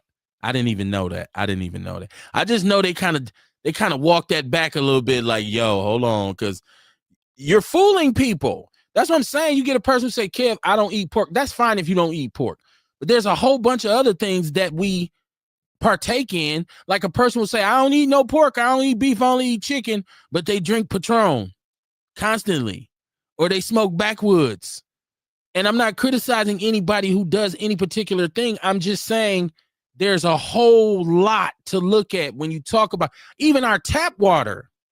Like, people go get bottled water, not understanding that there's an issue with the plastic that the bottled water is in. Hey, I was at the store one day, right? This lady come and she asked me about how many calories is in the vitality, right? In the vitality. And I'm telling her about how it's calories, and I'm not really sure how many calories it is, but I know it's all natural calories. You know what I'm saying? And natural calories is something you don't really have to worry about so much. But then right after she left my store, she went and got some brownies and shit. This was a while back when I first opened, and it was a bakery in there. She walked right to the bakery and went and bought a brownie, didn't ask the lady no questions, no nothing. You know what I'm saying? Like, so you got people that's worried about stuff like they're about the wrong shit. Like, you ain't worried about the calories that's in the brownie, but you worried about the calories that's in a healthy drink. What? How many calories in this tea? Hey, you know what I'm saying? Double Whopper. Like, yeah. I get it. We got a caller. Who this? Hey, how you guys doing? What's up, Dion? What's popping, man? Oh, taking it easy, man. I've been watching the whole time and ain't been making no comments. I'm like, I thought I've been making comments, but I've been doing research on trying to buy me another phone. So I've been on 2 phones. I think I'm probably gonna get this Samsung, but I'm listening to you guys.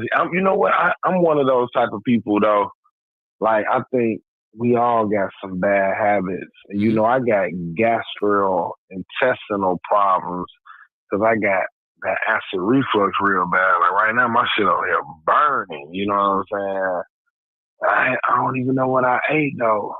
Because when I was out of town, I didn't, eat too bad or nothing. But like I don't like. Yeah, I guess I feel what you guys saying, like with the pork situation. Because I be like, well, I don't eat pork chops, pork steak, pig ears, pig feet, pig snot, hog head cheese, bologna. But I will eat me some ribs though, or Mississippi sausages and brats and stuff like that. But Or I want to be in or gyro. When we don't know what that meat is, they say it's lamb. We don't know what that shit is. Yeah, but I'm or you not see lamb more, though too. And I y'all see a lot of. I want to be in the process of really going straight. I don't know vegetarian.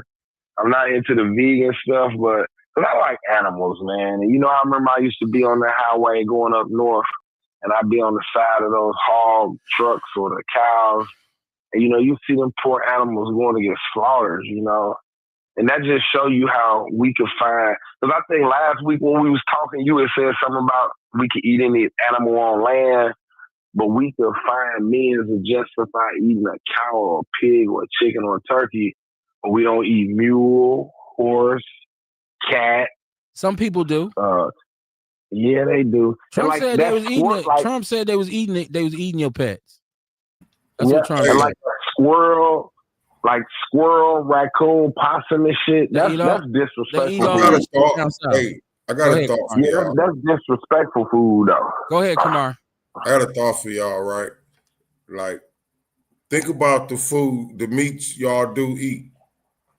Pigs, the cows, chickens. Dog, that's all genetically modified. Mm-hmm. All of it.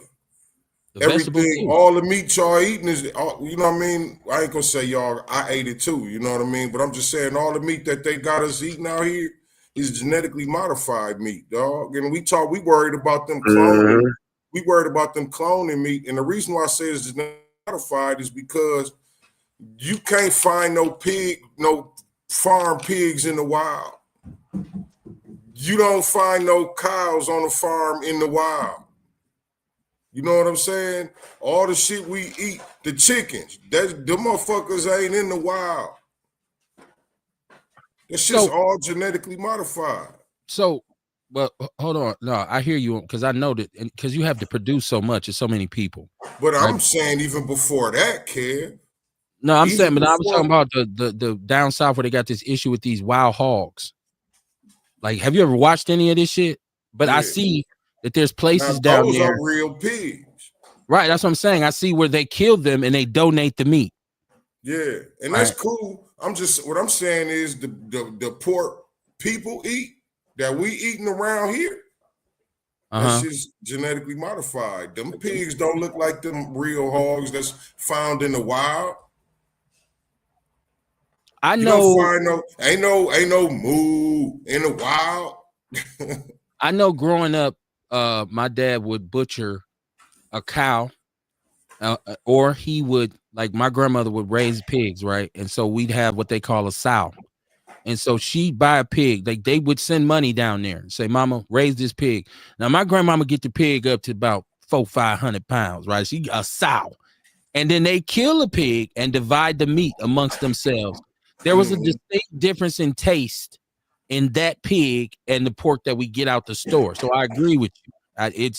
It was different. You could tell when you was eating it. Like, Kev, even before that, I'm saying, like, the way a pig look, right? The pork that we eat, the way it look, you ain't gonna find those. Those were never grown in the wild. They never grew out in the wild.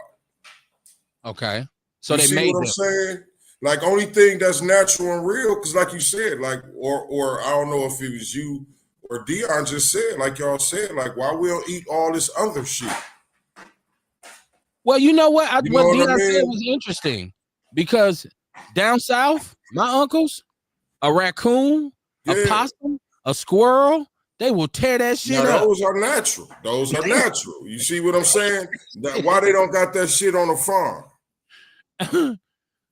Hey, but you know what though? Them squirrels and shit, squirrel, possum, coons, and all that turtle, that was food that people had to eat because they was out there in that wilderness though. So you That's my hungry, you point. see a motherfucking rabbit or something, you gonna kill it and That's my burn point. that motherfucker, skin him and put him on some fire and all that old weird. Hey, come on, what is that walking behind you, bro? What is that? What is that? What is that walking behind you? My dog. Man, I know that motherfucker better not poo in that house, boy. That motherfucker shit like a horse, don't he? Man, my He dog gotta house be fully trained, man. 100% My dog house trained.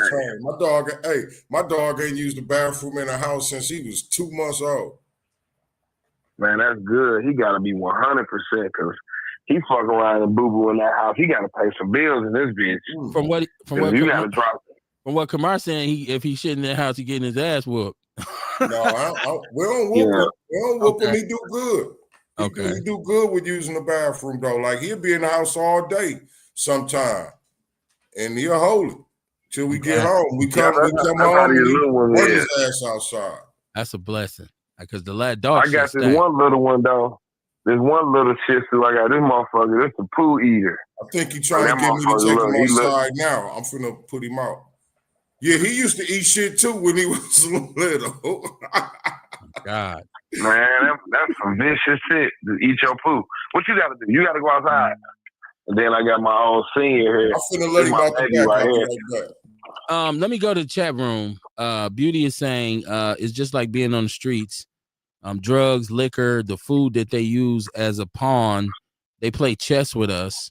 Sonia Thrower in the chat room. I know I'm behind on it. She says, I'm still hurting my son in there. He will be out in 7 years. Oh man, prayers for your son. Hope he keep his head up, right? Sad when people go into that system. For some reason, Beauty saying, we watching you, Ian. She said they side-eyeing you. Ewok said a lot of white people don't feel free. It's a feeling. Shout out to you, Ewok. Shout out to you. Shout out to you. Shout out to you. Beauty Waddington, she said, y'all funny. We need that puppy debrief. Brenda Peterson, how you doing, Brenda? She says she had 3 months to campaign. It most definitely wasn't a fair fight. It wasn't. It was all just that was a shit show. It was a shit show. Like the way it happened, our hope was that people would just pay attention to what was being said. And like we say this all the time in the black community, when somebody tells you who they are, you have to believe them.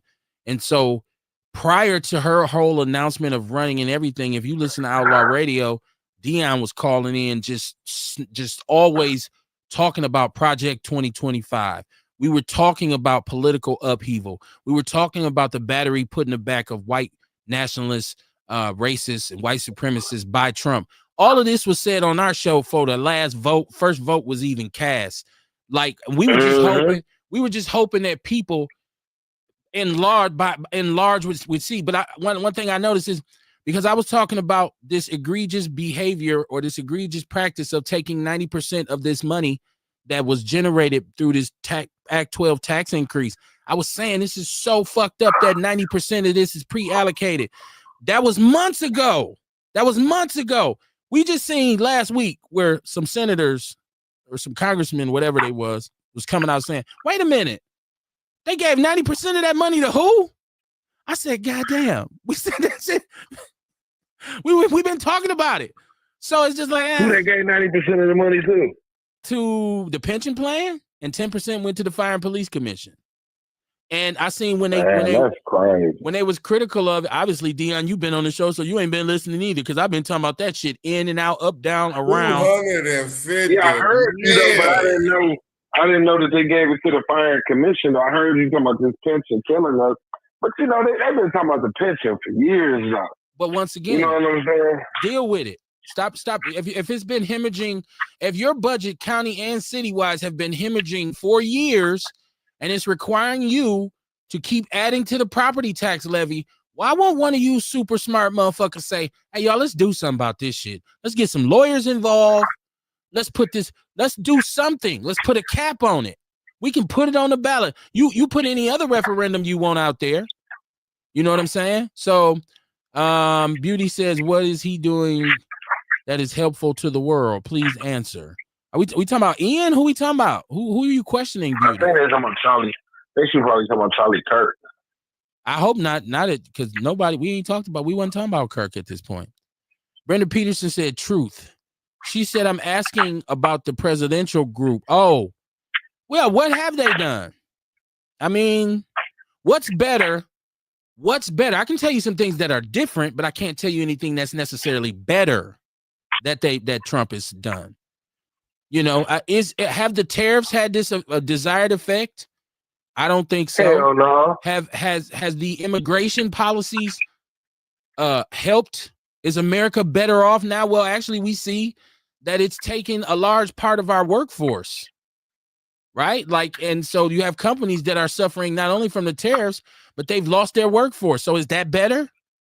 I don't necessarily think so. She said, have you looked at the dollar where they hung slaves and all of the creative stuff, $1 and a $20 bill? I've seen like conspiracy theories about different stuff on the 20 and somebody in the White House window. The 20. Then the 20 had a world. Which one? One of them. They're supposed to have the world trade crashing on there. So it's all kind. Yeah, I don't. Tinfoil hat wearers. I don't know. She said that dude is so funny and alien babies. What are we talking about? Who we talking about? She says how. This is Dion. He said I've been watching the show and ain't even comment. Hold on, let me finish this chat room, Dion. You are on here now, so I shouldn't even read your comment. Beauty says, damn. No, I'm saying because you're on the show. Why would I read your comment to you? Beauty said it's just like slavery. They've taken so many babies from us. She said the doggy is right. I could do a whole show. She said when men start having babies, when did men start having babies? God didn't mean for men to have babies. Women are the bearer of babies. She said, Kevin, your face. What's wrong with my face? What's wrong with my face, Beauty? She said some people eat everything. Some people do, because a lot of people just want to get full. Shit, don't nobody want to be hungry. And if I can't see the misnomer is that you have to have a whole lot of money to eat healthy. When you don't, right? If you're creative about, where you go and get your food. She said they're cloning already. Absolutely. Experimenting all the time. She said they have, free range chickens are supposed to be more natural chickens. Kamar got me on a mission. I want to see where they came from, because I think what he was saying is, how do we get these animals and choose to eat them when you don't see so if you go out into the woods, you'll see a wild bird, you'll see a wild squirrel, you'll see a wild rabbit, but you don't see a wild chicken. Now there's boars. There are boars. There are wild pigs. But it's not once again, if you're in the woods, the natural environment ain't like, it's wild pigs, unless you in the South where but there's a theory that these came from domesticated pigs that escaped. And so it's not a natural, they're not natural in that environment. But so I get what you're saying. But they got them motherfuckers out in Africa too. Wild boars is everywhere. Right. But we got pigs, which are not boars. So that seems like it's genetically manufactured. I get what you're saying. Yeah. I hear you. I'm saying, so pigeons, right? Like, pigeons live in the city. They're the birds that really, their natural environment is the city. I guess now because of the way they live, but I think a lot, you making a point to me that I think a lot of the animals that we see now are genetically modified. It's like tangerines. Yeah. It's like apricots. It's like those cuties, orange. Like there's fruit that, like the natural banana is not the banana that we eat. Right. That's genetically modified. Right. Some forms of corn. Right. All this stuff that's what I mean. The animals we eat is genetically modified. I got you. I can. Wild ducks. Right. Yeah. Ducks are. You can say, oh, look at them ducks. Look at them geese. But you don't rarely say the chickens is heading south for the winter. Right. Them chickens need us to take care of them. You know what I'm saying? Like, protect me. I get you. It's something to think about. Tycee's in the chat room. She said, Trump said they're eating the pets, the dogs. I know, because in some parts of the world, that dogs are a delicacy. Horses are a delicacy. Like, they eat different. We might go. I used to watch Bizarre Foods with Andrew Zimmern. I don't know if you ever watched this show, Kamar. And he would go into some countries and the shit they eat, I'd be like, hell no. Yeah, I be watching shows like that right now. I watch shows like that right now, man. And that's why I say, like, you know, the stuff we eat, it ain't natural. Even the meat ain't nothing natural. We was tricked into thinking this shit natural. A lot of stuff we shouldn't be eating. It's hard to mass produce when you got, what, 2 billion people? How can you have cows growing? You got to do something. You got to do something. But then that also let us know, you know what I mean? Maybe that let us know how we supposed to be eating. If you go in the grocery store and you look at some ground beef, I learned to read labels when I found out I had high blood pressure. You see 70% lean, 30% fat. Yeah. So, you know, that, and if you know what ground beef is, it's basically a ground up steak. That's what it is. So, and if you get a fatty steak, it's cheap. You don't want a fatty steak. You want a lean steak. So where are you getting this steak from that you making into this hamburger? And then you see some mixture sometimes where it says chicken and pork added. Right. The fuck? What the fuck? Were you short on beef where you said we gonna make it anyways? Give me some of that chicken, some of that pork. Put that shit in here. Oh, that shit in there too. That's crazy, man. Amazing what you learn when you listen. Brendan Peterson said, my grandpa raised rabbits and ate them. I never looked at him the same after I learned that. How are you eating your pets? Damn. Well, my mama, listen, once again, my mother would tell me that hunger that she felt in Mississippi. She said, I would go into the woods and trap me a rabbit. And I had 8, 9 brothers and sisters. We didn't have nothing. So I would cook that rabbit right there in the woods. Gut it, skin it, and cook it, and I'd be full.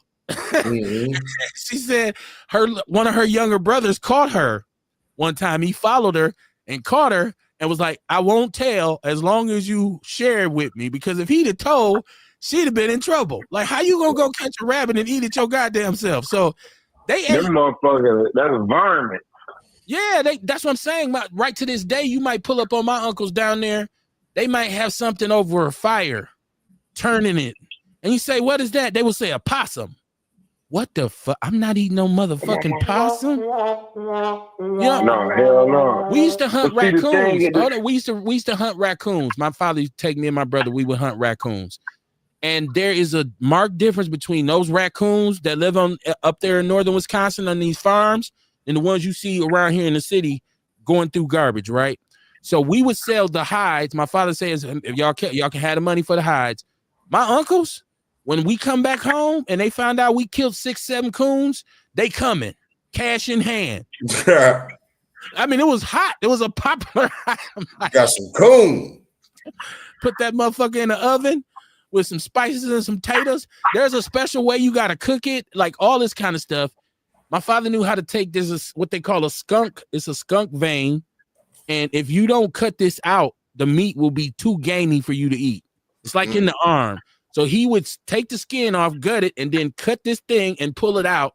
And they had faith that my father knew what he was doing. So if word spread that he had a freezer, I've got a freezer full of coons. Man, he's selling them for $15, $20 a piece too, Kamar. And my uncles is lining up for the shit. I'm just saying. She said messy Monday. Tonight ain't too messy. It hasn't been too messy. I'm proud of that. Like, you know, some people didn't like the fact that I said messy Monday. I have some very serious people who listen to my show, or at one point were listening to the show, and they had a problem because on Monday I would say messy Monday, and people, listen, man, you gotta relax, man. You know, don't take yourself too seriously. Like we have fun on. Damn, my God said don't take yourself. I'm serious. Like, don't be so uptight that you can't laugh. Like, we gonna have a good time on here. We gonna laugh. We gonna talk shit. People have been on this show before and got mad at me for making a joke, or you know it. And I'm just like, I don't care, man. So we. Well, you said they got mad because I was using that word. Well, there were some issues there, but that fell more squarely on me. Because in hindsight, I think I should have just tempered that. Like, I should have said, "Oh, hold on, Dion. Hold on, Dion. We got women here," and I didn't, because but see, that's the freedom of speech thing, now. It is, and that's the compromise that you face when you say, you know, give me your opinion. Like, what do you do when you don't agree with what they're saying? But I feel like when you start to refer to women in a negative context, it crosses the line of freedom of speech because it becomes offensive. So when we start referring to sisters everything as bitches, is offensive. well, not really, because if we're going to refer to women bitches and hoes, and yeah, these bitches got like that's derogatory. Hey, you know what? Hey, on. I would feel offended. I would feel offended if a woman came on here and every time she talked about men, and you know what I mean, is bitch ass niggas. There you go. I would get offended by that. You're right.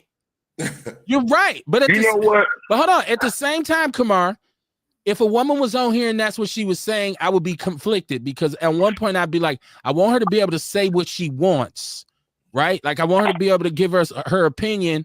And at what limit do you decide to come in and say, you can't come on here talking like that? You know what I mean? So that's why I said it all falls on me to temper and walk that line of, yes, let's give our opinions, but let's just be careful with what we say and how we say. Ain't nothing wrong with being respectful about giving your opinion, though. You know what I mean? All women don't get that. Some women, hey, you know, we know it's different types of women. Some women don't give a fuck. You know what I mean? But you got some women that do. You know what I'm saying? And the women that do, you really have to, you got to respect their boundaries. And some women who deserve that kind of connotation. There's some women who deserve to be. I mean, because that don't mean you got to call them one, right? No, I'm just saying that might resonate with somebody who's dealing with a woman who is in that vein. Like, and it should be. It's about words, right? So it's about semantics. So I can say toxic, dysfunctional, negative, and it means the same as bitch or what we think is like. There's words to replace it. So go ahead, Dion. You was trying to jump in here. Hey, what I was about to say, but in the society that we live in today, any and everything is offensive to someone or somebody, and that's no bullshit. And when I say that seriously, that is no bullshit. You could pick anything, and I damn near could come up with a way where I could feel offensive about it, or I could just be like, or I could justify it. You know what I'm saying? That's just like people that smoke cigarettes. Okay, you got a right to smoke cigarettes. Even out in the air, you outside, boom. But if I'm walking down the street and you're smoking a cigarette or you're smoking weed in your car and I get a whiff of it, that's offensive to me. But you doing what the fuck you want to do, not bothering nobody. You feel what I'm saying, though? Or your dog barking in your home, in your yard. I might not like dogs. That could become offensive to me. You feel what I'm saying? Or people that breastfeed. You know, you don't want to, yeah, it's natural. We supposed to embrace that, but I don't want to see your titty. You know what I'm saying? Or that's just like, I was up in there, we was in the gas station yesterday. I was like, man, I wish the 6 feet rule would come back because people be all up in your space. Now, a person literally might not be thinking about that, and I could have been an asshole and, you know, got ugly about it. Like, for one, you got a hollering ass baby right behind me in my ear. For two, you all in my fucking personal space. But in the day's age, it's so much that can be labeled offensive that any and everything literally can be offensive. And that's one reason why white folks were so they was resistant against hearing about the what we've been through because they tired of it being pushed down this road. They be like, oh, I didn't fucking own slaves and this, that, and that, and woo, woo. That's just like, you know, as far as with the homosexuality. It offends me to see two men hugging and kissing. Now, true enough, it has nothing to do with me, no bearing on my pocket or my livelihood, but it's a way of living, it's a way of life that I'm not used to, and I would prefer not to see it. Even to see a man dressed as a woman is offensive to me. But he's not bothering me or not hurting me in any type of way, but I could take offense to it. So when women hear a man using the word bitch or hoe or slut, if you don't feel like you fit in none of those categories, because basically it's really just a word. You feel what I'm saying? But like you guys said, some women, because that's what men been labeling them for so long, it's offensive to them. So in this day and age, you damn near can find any and everything that can be offensive to somebody. So, you know what I'm saying? That's why it's the cancel culture. I hear what you're saying, but this is this is factual. Black men in today's society we have a responsibility to communicate in a certain way, especially to our women. And I think Kamar just made an excellent point because Black women have a responsibility in being careful how they communicate with us. We have to absolutely steer away from referring to each other in negative ways. And our mentality, we have so much misogyny in our community. We have so many man haters in our community that we of sound mind and understanding need to be proactive in making sure we conduct ourselves differently. I said all that to say, yeah, there's a lot of things that could offend. There's variables, but there are certain things that are designed to offend. And sometimes we use them with the intent to, offend. We use them with the intent to offend. So I know this as a logical man. If I walk into a room full of women and I say, "What's up, hoes? What you bitches in here doing?" But you talking to them directly. Hold on. Let me finish. If I do that, now I don't know about somebody else. I'm talking about myself, and everybody can let me know how they feel about this. If I do that, my intent is to offend. I ain't going in there saying I say what I want because somebody gonna get offended anyways. No. I know the things that I can say to people that should be taken offensively. It's just like we had this discussion about in my neighborhood, amongst my friends growing up, we didn't refer to each other as bitch ass nigga. You didn't say that to cats. In my neighborhood, you got a fight on your hands. I don't care if we ribbing. I don't care what's going on. If you say, "Oh, you bitch ass nigga," I was going down. We was joking around, but you said that with the intent to get under you were trying to offend me. That's like SMD. When you tell another man, "Oh, nigga, what? That is the most disrespectful." Yeah, that's offensive. See, that's what I'm saying. Now, there's a million different ways I can berate you. I can say, "Man, you're talking directly to that person." Hold on, Dion. Hold on. You saying it out loud, so it ain't no such thing as talking to one person when you saying it loud enough for everybody to hear it. If I'm talking to one person, I pull that person aside. I go to each individual sister and say, "Hey, lady, how you doing?" Then when I get to the next one, I say, "Oh, what up, bitch? I know you." Then I go to the next one and be like, "Hey, sister, how you?" If I walk in the room and say it out loud, I'm talking to everybody. You see what I'm saying? So when we're on this show, it's cool. When we're on these platforms, if we're going to be responsible, we need to be mindful of how we speak to each other. That's all I'm saying. And when we speak in generalities, we just going to use one general term to address the masses. I think that's you can be intentionally offensive. So that's why I say walking it back, I would at least step in and say, hold on, man. Like, we ain't got to talk like that because we all of a certain age. I think one of the problems with our community, like we always talk about, our community got a problem with communicating too. And that's one of them. We don't know how to be respectful of each other when we trying to communicate. We don't give a fuck about it. Right. One or the other. Right. It's like saying, I know you're offended. I don't give a fuck. You gotta be respectful to the people you talking to, because it's a reason you talking to them. You know what I mean? You want to come to a conclusion. You want a good reaction or something or whatever it is. You know what I mean? But yeah. You know I'm laughing? But hold on, you know why I'm laughing? Come on. No, I'm laughing because this is a classic scene in Boys in the Hood. Remember when Ice Cube's mother says, "Hey, what are y'all doing? Y'all get back and let these ladies eat." And Cube say, "You right. Hoes gotta eat too." And his mama smacked the shit out of him. Right. Yeah, that lets you know that shit ain't cool, right? Right. There. Come on, man. You know better than that. And he said, I'm just playing. So yeah, go ahead, Di. But the thing is, though, he was talking to those group of women. Damn, my shit fucked up. God damn it. Now, if you go somewhere and say, "Hey, how you hoes doing this group?" They know you talking to them. But if you just use it a general statement like, "Yeah, man, woo out the damn," you know what I'm saying? This. You're not talking to anyone in general. You're just talking. You feel what I'm saying? So in certain ways that you can use those words. I don't feel what you're saying. Damn. No, you might not. Because that makes no sense. That makes no sense, Dion. Think about it. Listen. How? Because if you walk in a room full of women, it makes no sense. And you be like, it makes no sense. Or like say in a day room, like Kamar was talking, and motherfucker be like, well, one of these bitch ass niggas, you know what I'm saying? A nigga like put a name on it, you know what I'm saying? You just throwing something out there indiscriminately and ain't putting no name on it. So if you walk into a room and be like, hey, how you hoes doing? It's a gang full of women. They gonna look back like, shit, who is he calling a hoe? You know what I'm saying? But when you just talking, just chopping it up, you know what I'm saying? That's just like if me and you out somewhere in public, and I'm using the word bitch, hoe, this. Should no woman come up and say nothing to me about how the fuck I'm talking, because that ain't how motherfucker be.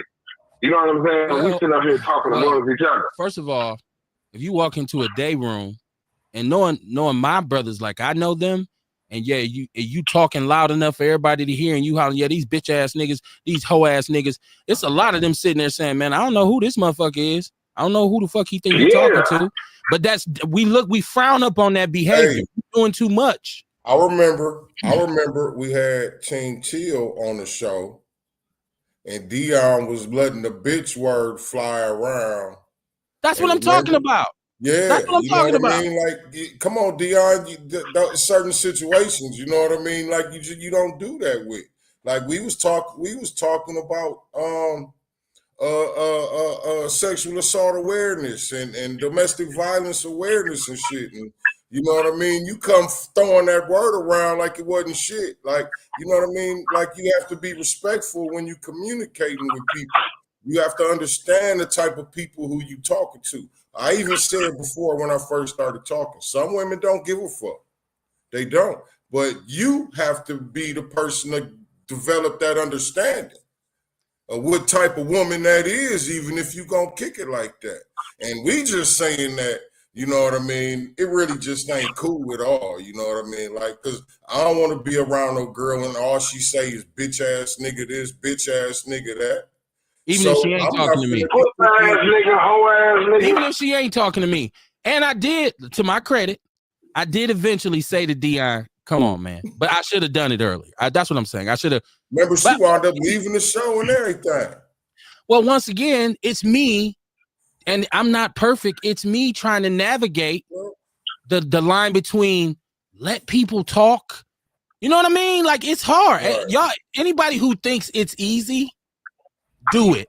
Like, right. If you say, you know, and I ain't blaming nobody. I'm just, you know what I mean, talking on the topic of what we talking about, you know what I mean, being respectful. You know what I'm saying? When you communicating with people. Like, I was just talking about this about you brothers. You know what I'm saying? Going at it with each other and being disrespectful. And that wasn't cool. So I'm saying on both ends, when you communicating with people, it ain't cool to be disrespectful or to say disrespectful shit. And the reason that I said the onus is on me is because I invited them to the show. Okay. So if I invite you to my show, you should never get ambushed, right? If I say, no, this is safe space, y'all come on, but then it's like if somebody invite me to their house and I get there and there's some bullshit going on, I'm gonna be like, dog, how you gonna hire me over here with this shit? I don't kick it like this. So it was a learning moment for myself, and you know, I'm never pushing myself as I am the perfect person. Right. I'm just like I learned like anybody else. And I know Dion ain't the type of person that's not rational. So I know in the future, because when I said it to him, he said, oh, my bad. It was a learning experience for all of us. You know what I mean? Because I definitely could have said something too. You know what I mean? It was a learning experience for all of us. And that's what life is all about. But, you know, that's what life is all about. Life is about learning how to be a better person, learning how to do shit better, how to go about things better. One of the main words inside the word revolution is evolution. You understand what I'm saying? That's one of the main. You take the R off, what you got left? It's evolution. So that's what it's about, man. You know, so either you're a revolutionary or evolutionary. Maybe you might be both if you got a dual understanding. And being a better communicator makes you a better person.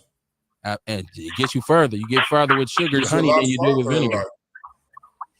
Ian said his family eat coon and red squirrels, and he said, I will grab a chicken by the neck and lift him up and twist him, LOL.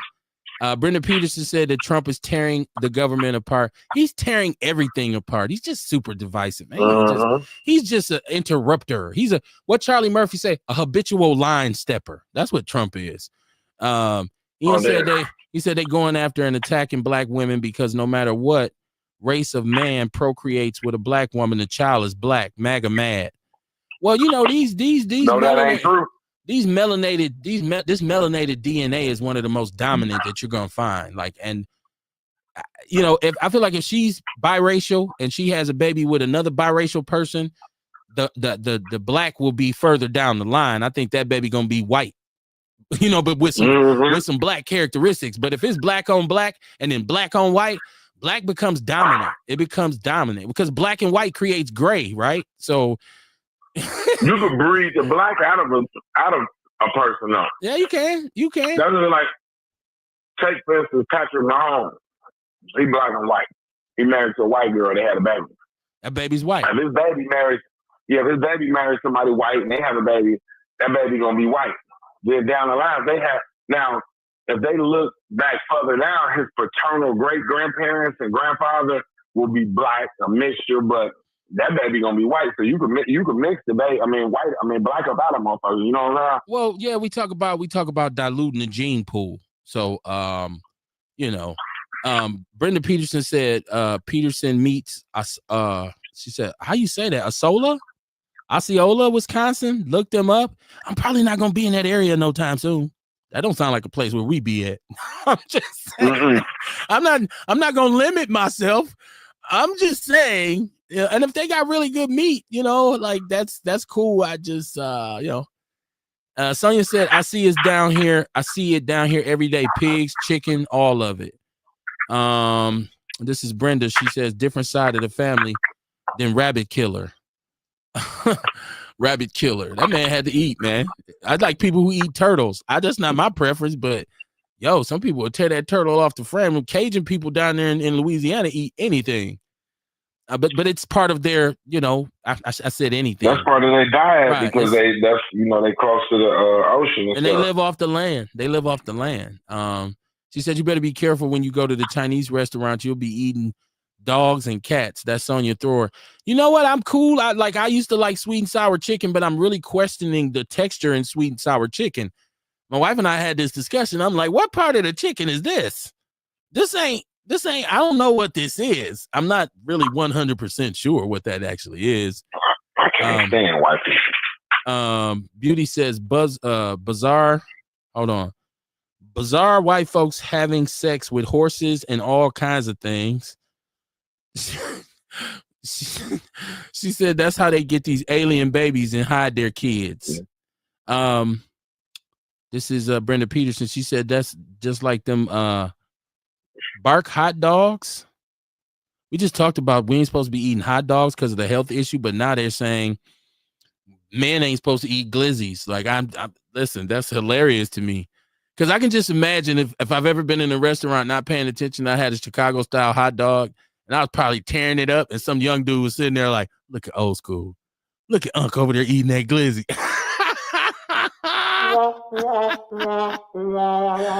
I will tear a brat, an Italian sausage, like no diddy. I will tear that and I ain't gay at all. I'm sorry, brother. I'm sorry. She said, Coon's still great. Yes, you are right. She said, Dion, what is your respect as a man? About what? Hold on, let me finish because we gotta Beauty be coming off the top of this. She be freestyling. I don't always know what she's talking about. Sonia said, I'll tell a man if you call me a bitch, guess what? Your mother is a black queen too, so call her one. She said, you have a relationship, you call your girl out of her name. So she's asking you, do you is that how you talk like that around your woman? Because I'm gonna tell you this. My wife is one of those women where she's not gonna confront no man like that. But if she comes in a room or she comes in a space where it's bitch, hoe, or she's gonna leave. She gonna leave. And she's gonna tell me, I don't know who that one dude was, but he need to go somewhere. Cause he sound like he 12 years old with all this bitch and hoe. And that I don't want to hear that. And I would be like, I already listen. if we was sitting in my kitchen and we was talking and my wife was standing there, as soon as you went to bitching and hoeing and these hoes, I know already she leaving. I'm gonna look up. She gonna give me that look like, and then she's gone. So once again, you got to know the room, right? That's the whole point of this. You got to know the room. Brenda Peterson said, Kev, you corrected him that night. I heard it. Must have been another night. No, I did eventually. I did eventually because it seemed if things got a little uncomfortable, right? And that wasn't my intention. And I could tell. I like discernment is everything for me. So I said, man, I didn't want it to be that long. Like, and it's something I had to think about because I be on some shit where I'm like, let him talk. Let him get his shit off, right? Like that's once again, that's that line of me saying I want people to be able to. That's why I would allow somebody like Orlando to call in and give his opinion. But when it gets to the point where Orlando starts saying things to us that are just not factual, that are just misleading, that is just misinformation, I'm gonna step in and say, nah, man, hold on, nope, we ain't trying. And I need to be that way all the time. So I got to be consistent, if nothing else. She said she asked him about Pick and Save. I have no clue. Did they close them all? I don't know. She said, no, Dion, I don't understand. She said, no, I don't understand. She's asking, she at your ass. She said, what is he talking about? Hold on, Dion, before you respond. She said, 2 men does have a bearing on you. 2 men does have a bearing on you. Said, whose phone is that? Chopping or something. Listen, Beauty be all over the place. She in the background. What, Kamar eating? Who making that noise? What the hell is going on? Beauty's a cop. Not in real life. Ticey said, super sensitive humans, men and women. Damn, she going at you. She said, Dion is enslaved mind. Do he have daughters or something? Call your moms or girlfriend that in a gathering if you want to. She said you used to this type of behavior. That's the thing about that, though. Evidently, the word bitch must offend her. Let me finish the chat room, Dion. Hold on, I'm gonna give you a chance to speak. Carrie says, greet me the way you greet your mom, grandma, or auntie. If you deserve that, I'm definitely gonna do that.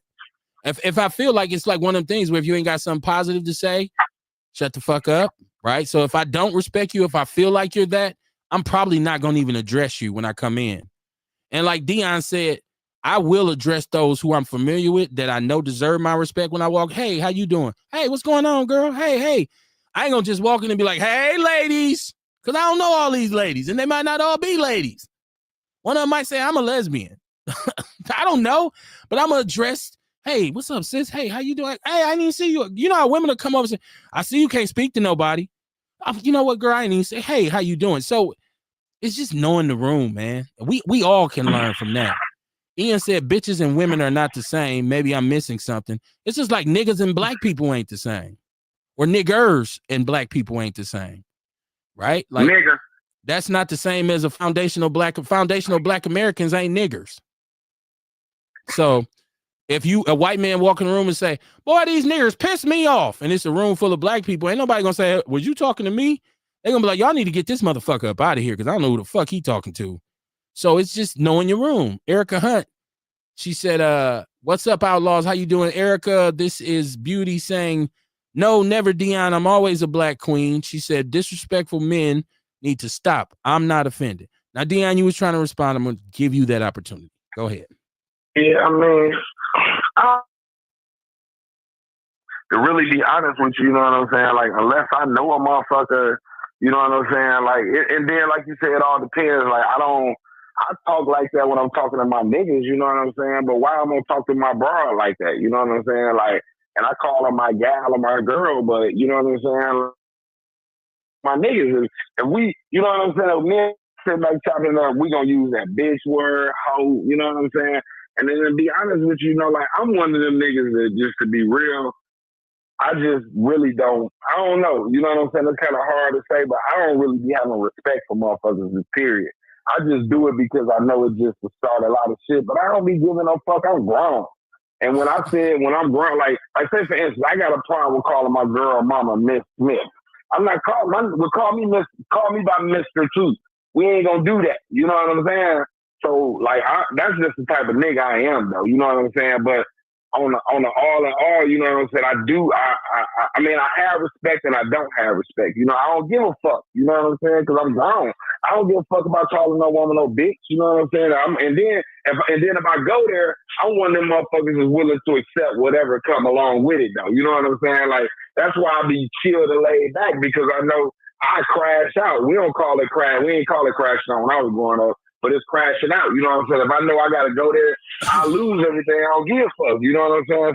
So like, I would hope if I ever invited you over and my wife was standing there, my daughter was. That's why I go by people's house. No, let me finish though, because you and I are cool. We cool.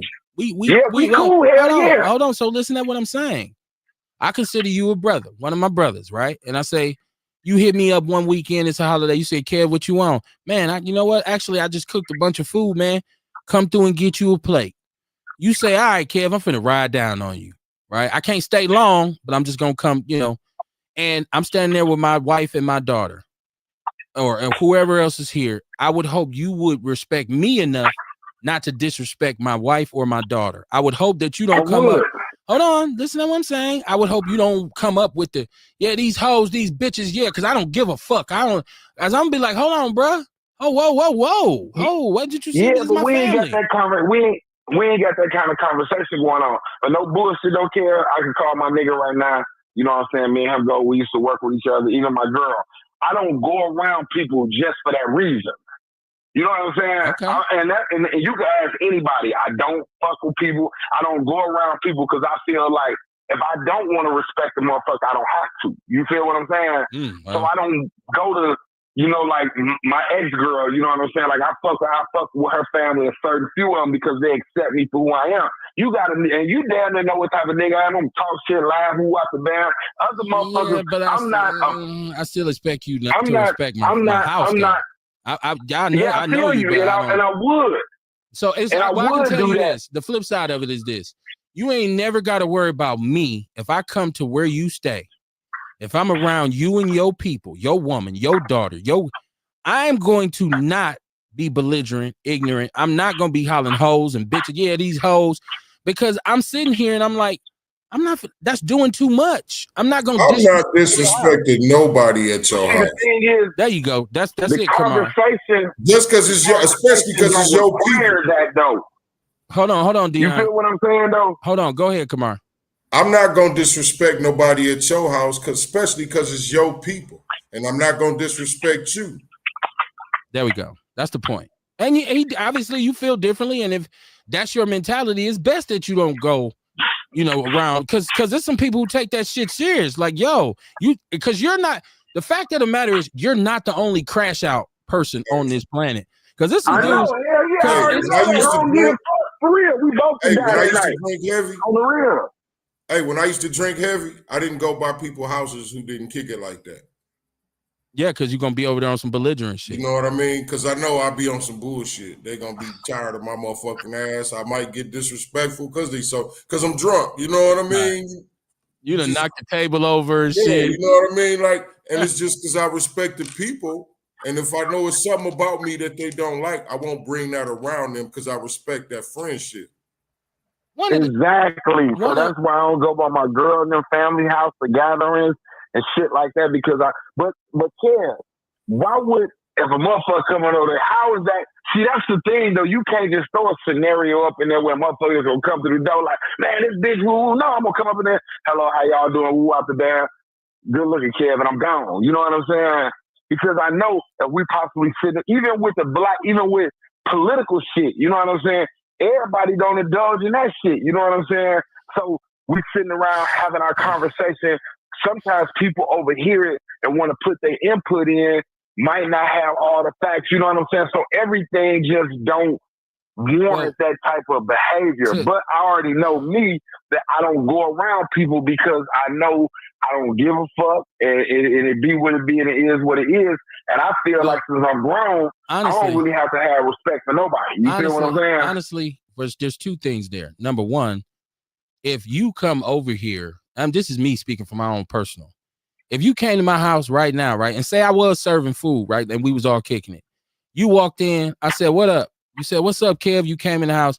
I say, This is Dion. She said, hey, how you doing, Dion? And she's going to leave anyways.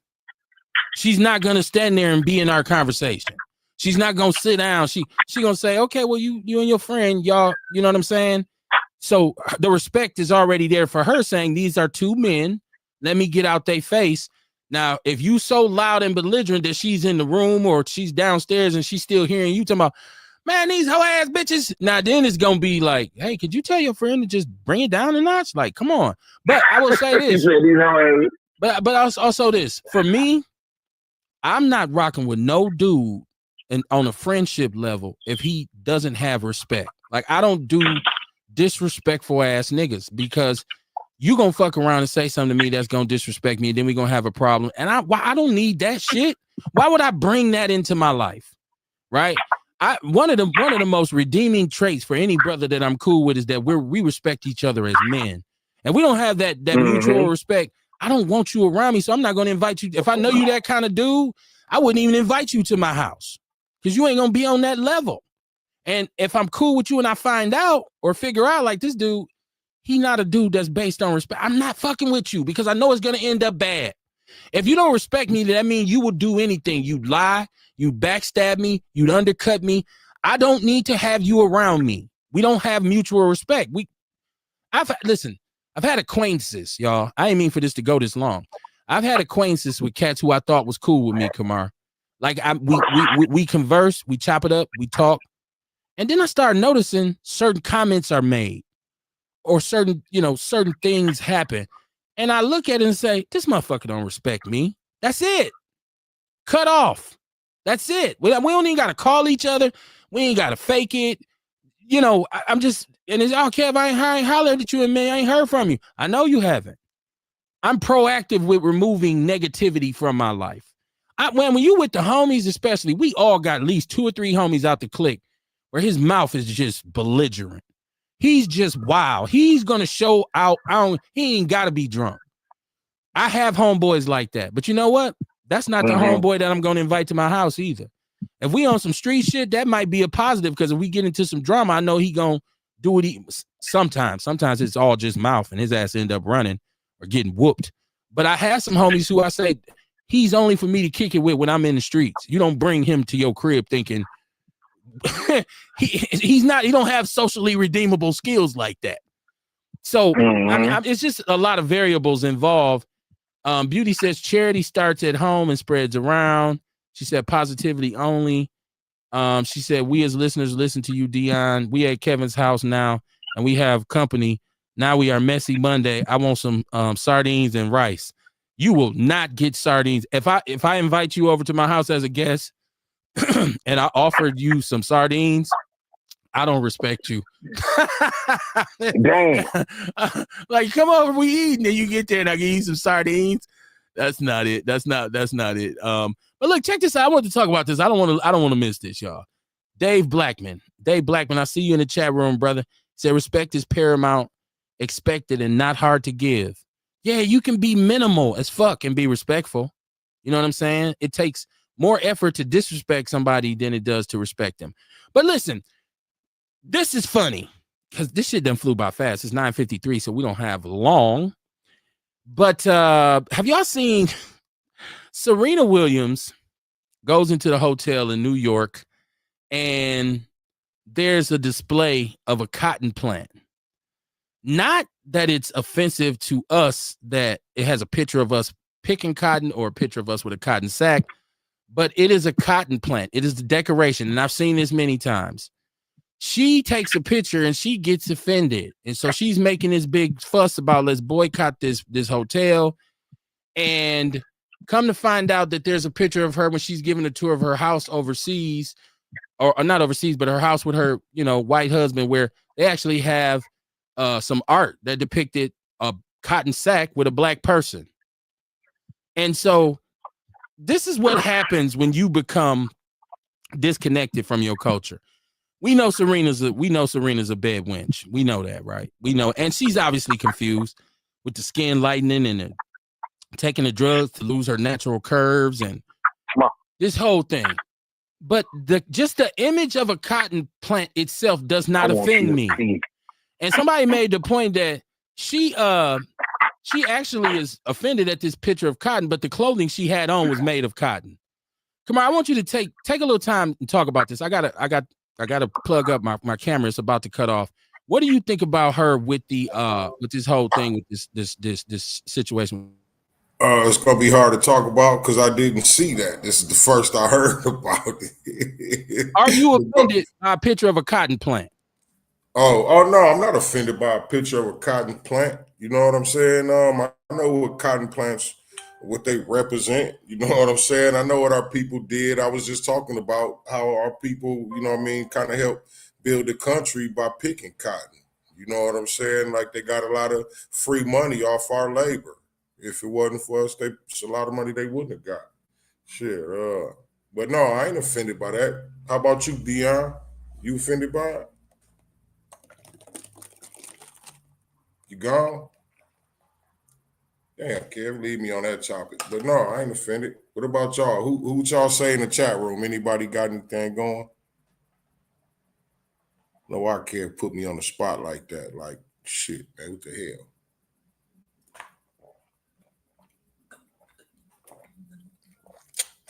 Well, I tell y'all what, I don't know about the cotton plants, but y'all can come to the House of Vitality. I'll be at the House of Vitality every Tuesday through Saturday from 7 to 11. You know, you come get your sea moss, come get your elderberry, come get your sea moss lemonade. We got all kind of different products up there. All right, Beauty Wadlington, you're not offended, but yeah, if you're in Milwaukee, you could come up to the House of Vitality too. You know what I mean? We boost your immune system also with your elderberry syrup. Come get your elderberry. We got that hot elderberry tea. If anybody watching you in Milwaukee, elderberry tea is back on deck tomorrow, y'all. Tomorrow. A lot of people been talking about it or been asking about it, trying to get me to bring it. I didn't want to bring it yet, but I'm bringing it now. What up, Kev? What's funny is, how come I knew when I came back you was going to be talking about House of Vitality? I knew it. I said, look, let me plug this shit in. Give me a quick plug in. Hold on. Kev, you can hear me? I can hear you now. My camera had cut off because it was unplugged. Yeah, Kamar couldn't hear me. I know he couldn't because my camera, you're on my line. So if my line dies, they can't hear you. Oh, damn. Okay. Hold on. So I wanted to ask everybody out there to get back to what I was referring to. Is the cotton plant itself the symbol of slavery? Because we still use cotton in everything. Like, it wasn't about the crop. It was about how they made us pick it, right? Like, so we could talk about the railroad. You know how many Asians, I think Chinese, were exploited in the building of the railroad? So is the railroad the symbol of anti-Asian? Does that express a sentiment? Like, and I feel like Serena's out of touch. Jesus hung on the cross and don't nobody look at it funny. Exactly. Use that to kill vampires, right? So I'm saying, so I think she's so out of touch. Yeah, she's stupid. Like, you out of touch with your own people. You're tone deaf. It's a million things that you could, with all that's going on right now, you can lend your voice to a whole lot. Do you expect us to really like ride with you over some cotton? Like, come on. That was the point of that. Orlando, let me catch this chat room. I'm behind y'all because, like I said, my shit was charged. It was about to go out. He says, I had that relationship with Orlando. I think he's a good person, but he was disrespectful. Then said it was me. The insult to my children made me look at him in a different light. I've never mentioned his children or his wife. He has a beautiful family. It's okay to come at me, but insult someone's kids can get you kirked.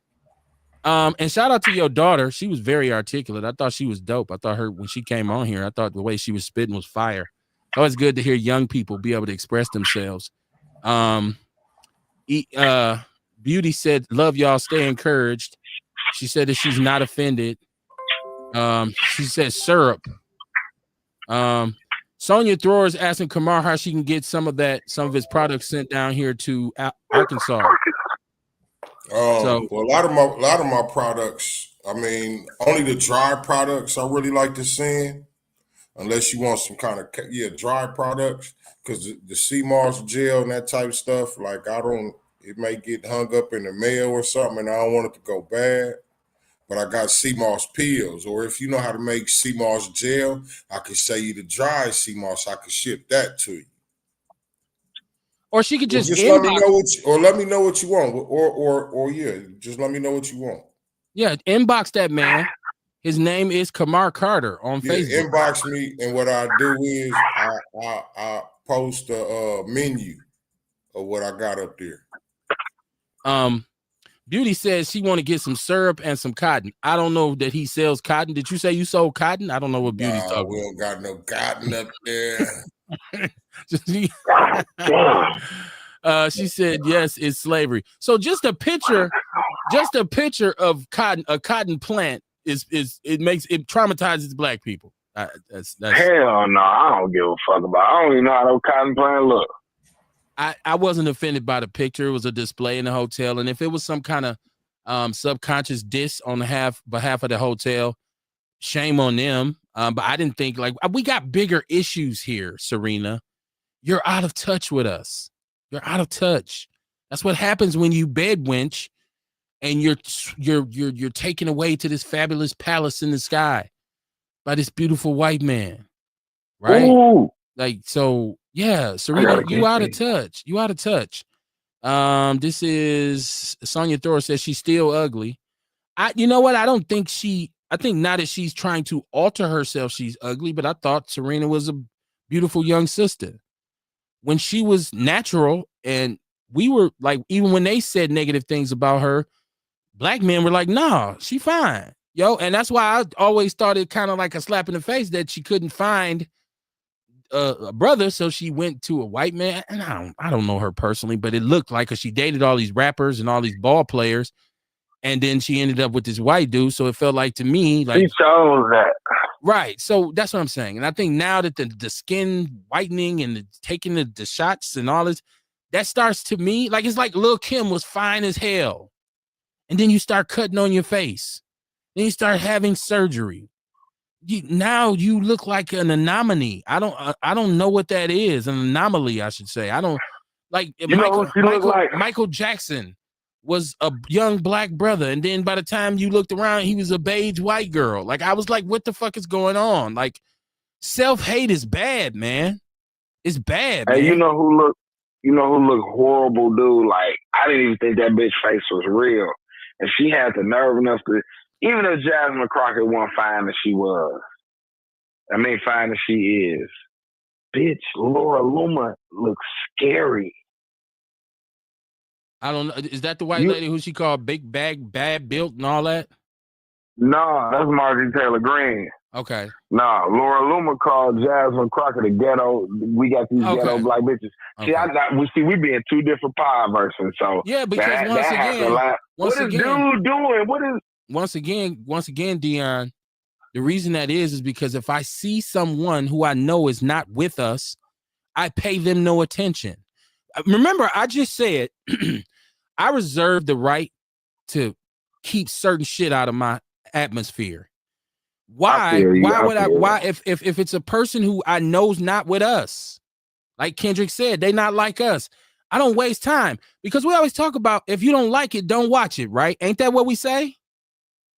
Yeah, but I didn't even know who she was. That was like a Charlie Kirk situation. But you're saying that's why I didn't know who Kirk was like that. He was obviously somebody who was racist, who was anti-black. Why would I give him a view? Why would I give him any ratings? That's what I'm saying. Like you said, we are in two different parts of the pie verse. I didn't know who he was. Some of this shit you just gotta. There's no requirement for me to know somebody who referred to a sister as a ghetto black bitch. Why do I need to know her? You see, just Google her face then. Oh my God. Okay. That hoe is scary. Okay. Like, you wouldn't even think her face is real. Like, when I say real, you wouldn't even think it's real. If she's gonna refer to a sister like this sister is very accomplished and deserves respect, if she's gonna refer to her like that, I would imagine she's some kind of cave beast, some kind of savage, some kind of inhuman. Because obviously she's envious. Obviously she's intimidated by the sister, and we got to understand that too. There's a large amount of hate amongst white people, but there's also a whole lot of envy.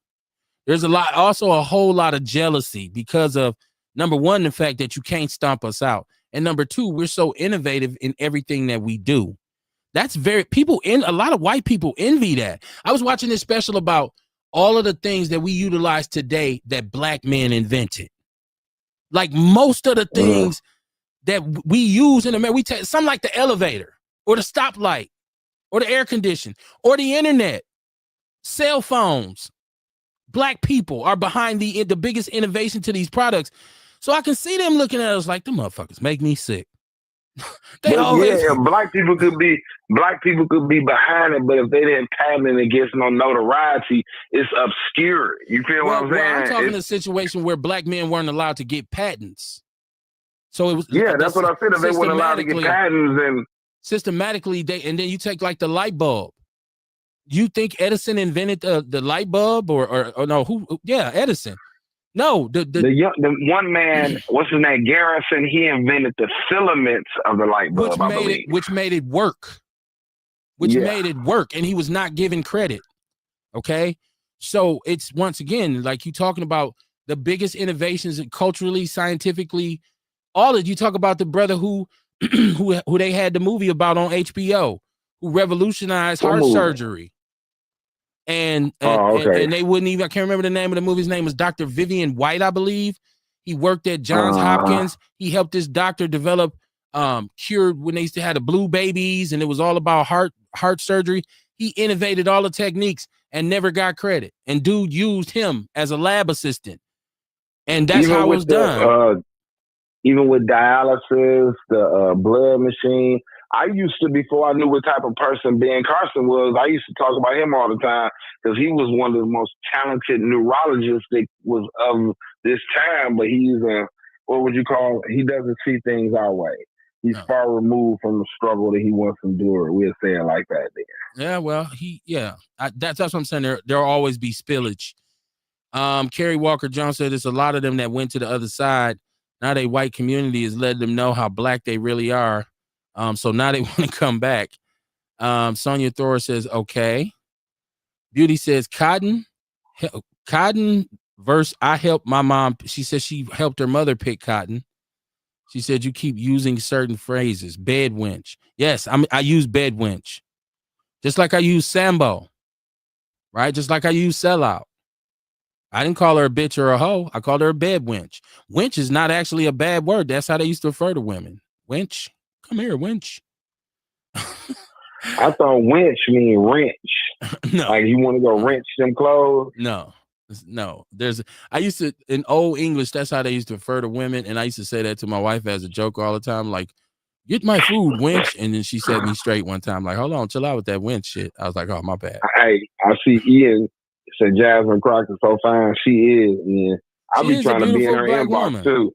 She is. God, she had some jeans on the other day. But now, do you think in her presence, if you was talking to her, she would allow you to talk that bull? Hey, she gonna love this shit. She would not. She gonna love it. That's a different side. Some motherfuckers be curious about this shit. Why you think these hoes love niggas like me though? These hoes. Curious. I'm glad the hoes love you. I'm glad hoes love you. Listen, every broad. A hoe is usually gonna let you call her whatever you want to. Wait, hold on, kid. Every broad that I fuck with ain't no bitch out here like that. You know what I'm saying? They square, they lane. My broads don't smoke, don't drink, don't do nothing. They love thug niggas. Why you think niggas like me get? They might love thug niggas, but they're not going. So you telling me your girlfriend allows you to disrespect her? What up, bitch? Bitch, sit your ass down. I'm never gonna call. Listen, this is a policy that I always practice. Right? If I ever have to call anybody I lay down with a bitch, I don't want to be with them no more. And that's something that I practice. So you're saying two different things. You're saying two different things. No, I'm not. I said they love niggas like me. You know what I'm saying? Women love that shit. It's almost like taboo to them. You know what I'm saying? Why you think that's not true? You see the women. I don't know. You know what I'm saying? I used to tell motherfuckers back in the day. Some women, you're saying women. There are some women who demand respect, and they're not going to allow you to talk to them like that. She might be intrigued. Listen, there's a lot of women who bad boys. I get what you're saying. Like they want to do with some edge. They want to do who can hold his own, because for them a lot of times it's, can he protect me? Because the number one thing is she want to feel secure with you. So she don't want you to be no punk. But she don't love niggas who disrespect her. That's a misnomer. She might respect the street. No, I ain't gonna call my that's girl no. So, but that's different from what you were saying earlier and what you're saying right now. Hey, why would I call my girl a bitch? What I said is they love motherfuckers that carry themselves like. I might be having a conversation, then the word bitch might come out. And then, you know what I'm saying? Like, she'll let me carry it on for so long because at the time, she might feel some women are bitches. You feel what I'm saying? Let me flip this and ask you a question. One of your guys who you really got love for that you rock with, he come to your house, your girl sitting there, and he go to bitch and hoeing and hoe ass bitch and bitch and bitch. You ain't gonna look at him like, dog, chill that shit, man. Can't you see my girl sitting here? I can't even put myself in that situation because I don't have company. Well, that's what I'm saying. If it's your family, it's got to be somebody who you relate to, like the dude who you was riding in the truck with and your arms was rubbing. Like I don't know. Everybody got somebody who they rock with. No, my nigga vicious though. No, my nigga right there vicious. He called his woman. He be like, "You my bitch." But you would allow him to come in your house. Nigga vicious though. You would allow him to come in your house around your woman and talk like that, and you wouldn't have a problem with it. He ain't calling her no bitch. That's how we talk. So you be cool with it, okay? Have you answered the question? I won't have no problem with it. Because I'd be like, dog, hold on, man, chill. I'm just about listen. Don't respect my people. I would have a problem with you coming to my house and talking to your woman like that. Right, birds of a feather, right? Like what? What? I don't. Like, I don't care what you do somewhere else, man, but don't kick it like that here. My nigga on love, my nigga see a broad at the stove and be like, "Come here, you know you my bitch still." Right, and I've seen him do it. I'm sure there's some women. I'm sure there are some women with low self-esteem who don't love themselves that would allow that. But any respectful, solid, real woman is gonna say, first of all, nigga, don't talk to me like that. Even if she's interested, she might tell you, look, that shit might work with all these other little hoes. Don't talk to me like that. Because like you just said, if a woman accepts that, and you just said this yourself, if a woman accepts that, you don't respect her. So where we at with this? I'm saying a lot of times, Dion, you say one thing and then you say something else and then you say something else. But I understand. No, I think you just be having it mixed up because let me. I'm gonna break it down as clear as I can. I don't disrespect my woman and call her no bitch. She's intrigued by how I carry myself and by how I speak. Because I refer to another woman as a bitch, that doesn't mean that I'm referring to her as a bitch. You understand what I'm saying? It's like me and my mother could be on the phone and she might be like, that stinking ass bitch down the street. Or I might say, because she has a friend, and I might be like, Debbie Cake's fat stinking ass. I'm not referring to my mother's fat stinking ass. I'm referring to Debbie Cake's fat stinking ass. Fat stinking ass is different from bitch. And I'm pretty sure, well, I don't know your personal relationships, but I'm going off what you said. And your whole inkling was, I don't go around people because I don't have to respect a motherfucker because I'm grown and I say whatever the fuck I want to say. So if I see a bitch, and if I want to call you a bitch, I will. But then you switched it up and said, I wouldn't respect a woman if she let me talk to her like that. Then you said, I would never talk to my woman like that. These are three different. Maybe I'm talking too fast. Maybe I'm talking too fast for you. First of all, we grown as a motherfucker. Wait, hold on. Wait, listen. We grown somebody talk too much, boy. Come out. Wait, you said he's talking too fast for me. He said he's talking too fast for me. And I just quoted everything you said. Wait, hold on. On a regular day that I'm having a conversation with nobody, that word does not come out of my mouth because there's no need for it too. If you're talking to me, we're gonna be talking about some politics. Like my guy, man, he rest in peace, Keon Jackson Malone. Anytime I see Keon, I'm chopping it up on some politics. I'm chopping it up on some black nationalist shit. So to use that word or to carry myself, it'd have to be in a certain scenery. It's not gonna be where I just see you and be like, yeah, look at that bitch right there. Like every time I see you, I'm like, yeah, what the fuck going on? You don't give a fuck about the scenery. And I'm enlightening you on some shit that probably ain't happened. So the conversation right there, it doesn't warrant it. If it's warranted, then we're gonna chop it up on some bitches and some hoes and bad boys. Hold on. We run out of time. I want to make sure Kamar gets some input on this. Go ahead, Kamar. Go ahead. I don't feel like it was warranted that night we was talking about domestic violence and sexual assault. But you was flying them around that night. Because there's some women that say you sexually assaulted them or had domestic violence, them hoes be lying. That's just like, I got a friend, she going through. This is going nowhere. We got somebody on the panel that's advocating for sexual assault and domestic violence. Dog, that is not the situation to be throwing around bitches and hoes and shit. That shit was my fault. It was my fault. No, I'm just going off of what he said, because Dion just said that in certain situations where it's okay to do that. And I'm making a point to say that, no, nigga, you say that anytime. Babe, do I be using the word bitch sometimes? Do I use the word bitch? That's not the question. Thank you. Have I ever called you a bitch? We talking about what we heard. Dion, that's not what we see. You giving her. We heard you do. You giving her. She can see you on the TV. I got her on the video. She can see you on TV. That's not what we said. Probably don't talk to your girl like that. I'm sure you don't. I be like a bitch this, a bitch that. You know, I'm not calling you no bitch. I'm just saying the word bitch right around. Dion, let me close this out. Because this all right, Kev, I'm gonna hang up from you. The love, Kev. I'm gonna chop it up with baby before I go. Absolutely. I call her baby. You hear me? I heard you. Babe. I heard you. Yes, I heard you. All right, love, Kev. All right, boy. Got you, man. Peace and love, bro. All right. Me using the word bitch and how that's what. Beauty says, yuck, we can't change our. Is this a mistake? I don't always understand what she's typing. Yuck, we can't change our melanin is dominant. Carrie Walker Jones said they call her Jigsaw. This is the lady who insulted the sister. They call her Jigsaw. Ewok said white people still don't know what we made that shit, bro. Don't still know we made that shit, bro. Sonia Thor says, really? Beauty says he's confused. She said probably because he's cool with that. Brenda said went full circle. She said went full circle tongue. Beauty says he's confused. Charity starts at home. He curses moms or with his mom. I'm sure he doesn't have respect for women. He doesn't respect women at all. She said full circle tonight, not full circle tongue. She said full circle tonight. Okay, I got you, Brenda. Let's see what else we got. Get this closed out. She said messy Monday with Kevin.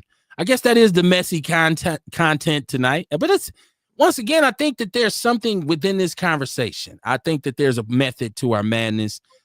And once again, like I said, what I try to do, because I did grow up around people who were unfiltered, right?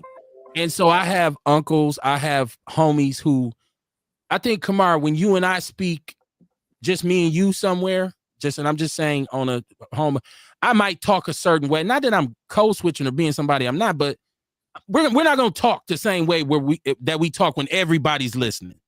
You know what I'm saying?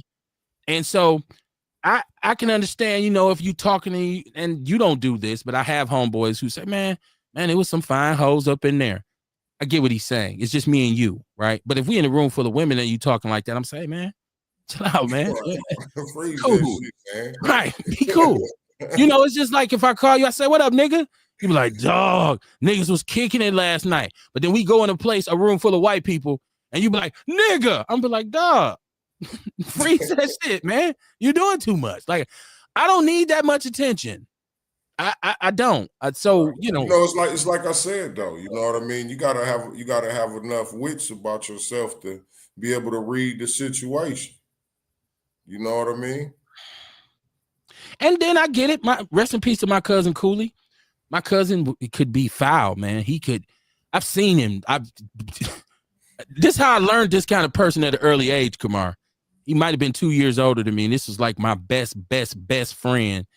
And he, a lot of times, had no filter, right? Like, especially when it came to us dealing with young women. We was young, so when we talking to the young ladies, I look at him and go, cuz, what's wrong with you? He'd be like, oh, man, my bad, man. You know how I nigga. Like, this was his personality. And so, like, we be talking to, we see two girls or whatever. Like, have you ever set your homeboy up with your girl's friend? Right? So we get them to go, so we in the park or we chilling, and he goes in and she's offended. And I'm like, dog, chill out, man. And he's on that. Like, man, fuck this. So he was like that. That's why Dion is very familiar to me. That's what I can relate. You know what I mean? That's common. Yeah, I can relate to him on that. Like I understand that because I'm from the turf. I'm from the soil. But this is me as right. No, this is me as a grown man, though. This is me knowing wrong, and sometimes you just gotta call a spade, not calling Dion a spade. I'm saying sometimes even when I mess up, I gotta say that was on me. I should have done something. Hey, Kevin, then it's like you said, you know what I mean? Your guy behave like that. They don't get invites everywhere. You know what I mean? They get left out of certain shit. They can't come to all the gatherings. I'm just saying. No, bro, you can't go out with me. Say, man, what? Why you ain't call me, cuz? They said, why you ain't call me? You be like, man, because you be on that bullshit, man. I ain't want you over there tripping. And I mean, if you got love for the homie, you can say that to him. Because you be on one, and I wasn't even trying to deal with that shit. You know what I'm saying? So it's just. And they gonna get it, too. They understand shit. I mean, if he really your guy, he'd say, yeah, you right. I probably would have been. And I was off that head, nigga. I probably would have been over there snapping. Like, yeah, nigga. So that's why I didn't call you. But we finna go here if you want to roll. You know what I mean? Something different. Yeah. But so, okay, I want to finish tonight before we go into some real OG shit. This is kind of like the last thing. Because you sent me, and this is something I've been paying attention to. Charleston White, he has been critical. He was very vocal about Charlie Kirk, right? And first of all, he approached Charlie Kirk the same way he approached talking about us, about black people, right? Mm-hmm. And this was allowed to happen as long as he was going at us. He said a lot of the same things that Kirk was saying, George Floyd, all this kind of stuff. It was fine and dandy. He spoke out against Kirk after he died and was saying, racist, all this. Shows have been canceled. They've been on his heels, right? Soon as this happens, he reverts to, I'm a comedian. It's called satire comedy. I'm a community activist. I'm this, I'm that. And so in my mind, I started to review all of the crazy shit I've heard him say about us. Just this latest episode on the HBCU campus, where shout out to them babies. They ran his ass up out of there, right?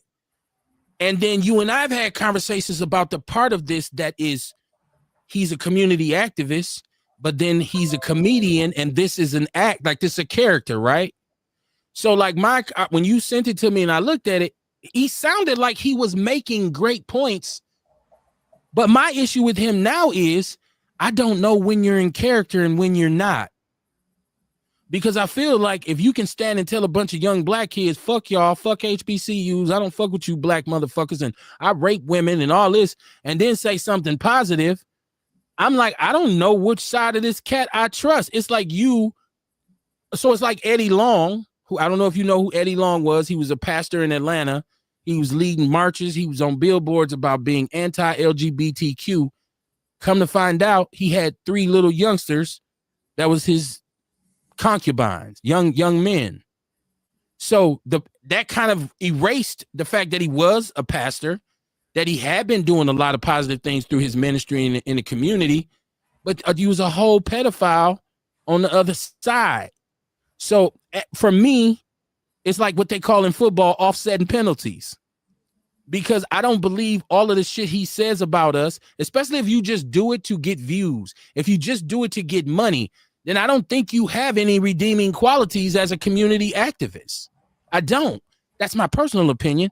I'm just saying now it's to the point where when you are serious, I don't know. I can't. Which one is the character? The social activist or the clown, right? Which one is the real character? Because I think maybe both of them are. So that's why when you sent me that today, I said, man, it was what he said was deep. And he was talking about, I'm the white Kirk, but I was like, Well, no, he wasn't saying that. The thing was about somebody saying he ain't no different. Somebody else was saying he ain't no different than the Kirk dude. And he was like, no, that's bullshit. We ain't nothing alike. Right. He said the difference with me is, or no, he said, the difference with me and him is, I talk about my people, you know what I mean, and what's wrong with my people. And I'm talking to the grown people. He said he talking about our people, right. Okay, to the young people who can't even thank defend themselves.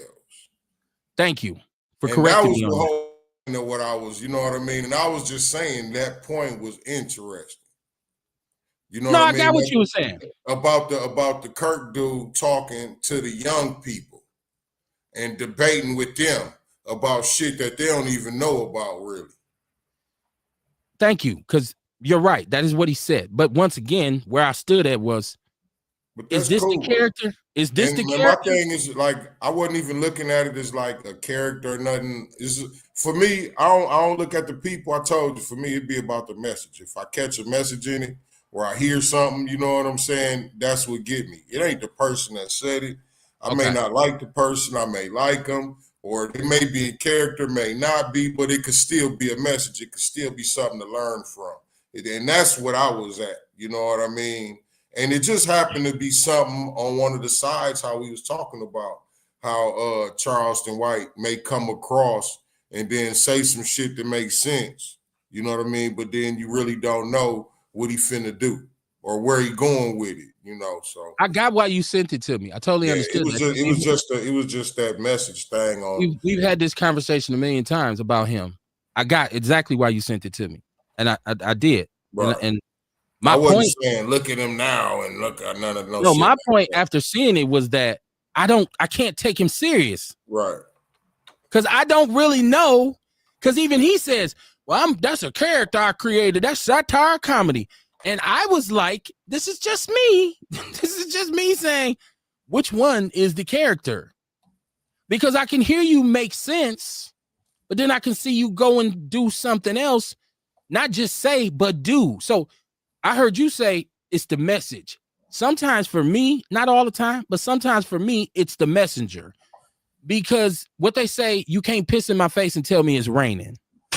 Right? Like, so sometimes people will do what they call it, throwing the rock and hiding their hand. So they'll do something and then say, yeah, but da-da-da-da. Yeah, but you still done that, though. You know what I mean? Like, it's like the drug dealer. It's like the drug dealer who gave away turkeys at Thanksgiving, but he's directly responsible for the degradation of the neighborhood. So, you know, I just thought that was interesting.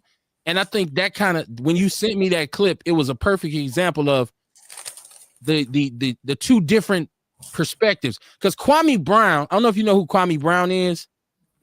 Kwame Brown, he was an NBA player. He was the first pick in the draft straight out of high school. He played 12, 13 years. Some people say he's a bust, whatever. I think if you play 12 years in the NBA, you know, it is what it is. He is one of Charleston White's biggest opponents right now. He is tearing Charleston White off like, dude, you have become a mockery. You have become a mockery of what you initially said you stood for. It's the money. Is it the money? Is it the fame? Like, he even compares, like, in the beginning when you were overly positive. So we can you talk a little bit. Damn. What the hell? That motherfucker is a giant. Holy shit. So my point, it was just, I thought it was a strange, not even strange, but I thought that there was a connection between how we talk about this. Because you've said before, I've heard you say that before, but like I'm left confused by him. Because I don't know when to take him serious. Like, if he say that after he just stood, like, we just talked about time and place, right? We just talked about time and place. What reason would you have to stand in front of a bunch of future scholars and potential intellectual black kids and demean them? That wasn't time to do that character. That's what we just got done talking about. That wasn't know your audience. So I'm like, well, that's not a character. That's you. You are that unscrupulous. I would encourage people to watch what you sent me today. I hope people are watching that and listening to it, but then putting it side by side with some of the other stuff he said that he would dismiss as a joke, right? And then you say that wasn't no joke. That was you, man. Well, I don't think, but that video, like I said, I don't think that was nothing. He was just answering a question. He was answering somebody. I know. You know what I'm saying? Saying that about him. Like I don't think he was trying to teach nothing. I wasn't looking at it like he was trying to teach nothing. I just thought the message as far as how the Kirk dude was going at young black people. I never looked at it from that perspective. And when I thought about the different videos of the different people, like when he debating with people and going back and forth, it was all the few videos. I didn't see many, but it was young people. He wasn't never getting at older people, you know what I mean? Giving his rhetoric, trying to push his rhetoric. I've seen Kirk talk to old people. Okay. Like I told you about the old white lady who was like, you should run for president. He was kissing them and hugging. Right. It was geriatric racist, but that's neither here nor there. Then also, but like I say, but also like with Christian Kirk, like he don't, but like with the HBCU thing, that's different. You know what I mean? Like always with him, he was talking about on the video, like me, shit, I get at my people. It be grown men. I'm at the gangbangers. I'm I'm at the drug dealers. You know what I'm saying? And he was just talking about a difference. I don't think he was trying to make no point. It was just a point of how he ain't the same as Kirk and the difference between him and the Kirk dude. You know what I'm saying? And yeah, I just thought that was interesting, man. I wasn't saying there was nothing to believe in or nothing to stand on because look at him now and no shit. I didn't think you sent it to me for that purpose. I thought you sent it to me like I know the next video that come across is gonna be fucked up. You know what I'm saying? I thought you just sent it just to say, check this out. I didn't think you was trying to make no particular point. I thought you were just saying, check this out because this is something we talked about. You don't know when to believe somebody like that. It's just in real life, you know what I mean? If you know somebody has a tendency to lie, you don't know when they lying or telling the truth. But a person who lies a lot, and when you call them on, and then they turn around and say, man, I was just playing. Nah, I was just playing. So I don't know when you playing and when you ain't. Right. I don't know what to believe. That's my whole point with the situation. Because I watch him. I probably pay, and I shouldn't, because I say I don't listen to people who I don't like. But he stands out to me because I've heard him speak articulately and I've heard him make some good points. But I've heard so much more bad shit come from him. Like when we just talked about disrespecting black women. Like I started to send you the video where he's saying he tells his son not to date black women. And he hopes his son doesn't marry a black woman. Because basically black women ain't shit and they can't help you at all. You need to. So was that the character? Do you see why I'm confused? Like, is that a joke? Or you just is that satire comedy? I don't know. But that's why we say, you know what I mean? Don't pay attention to him if you don't rock with him.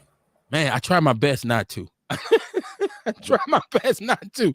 Every now and then. But you know, that video caught me. That was the first video I watched from Charleston White in a long time. And I think just the title of that video caught my interest, I think.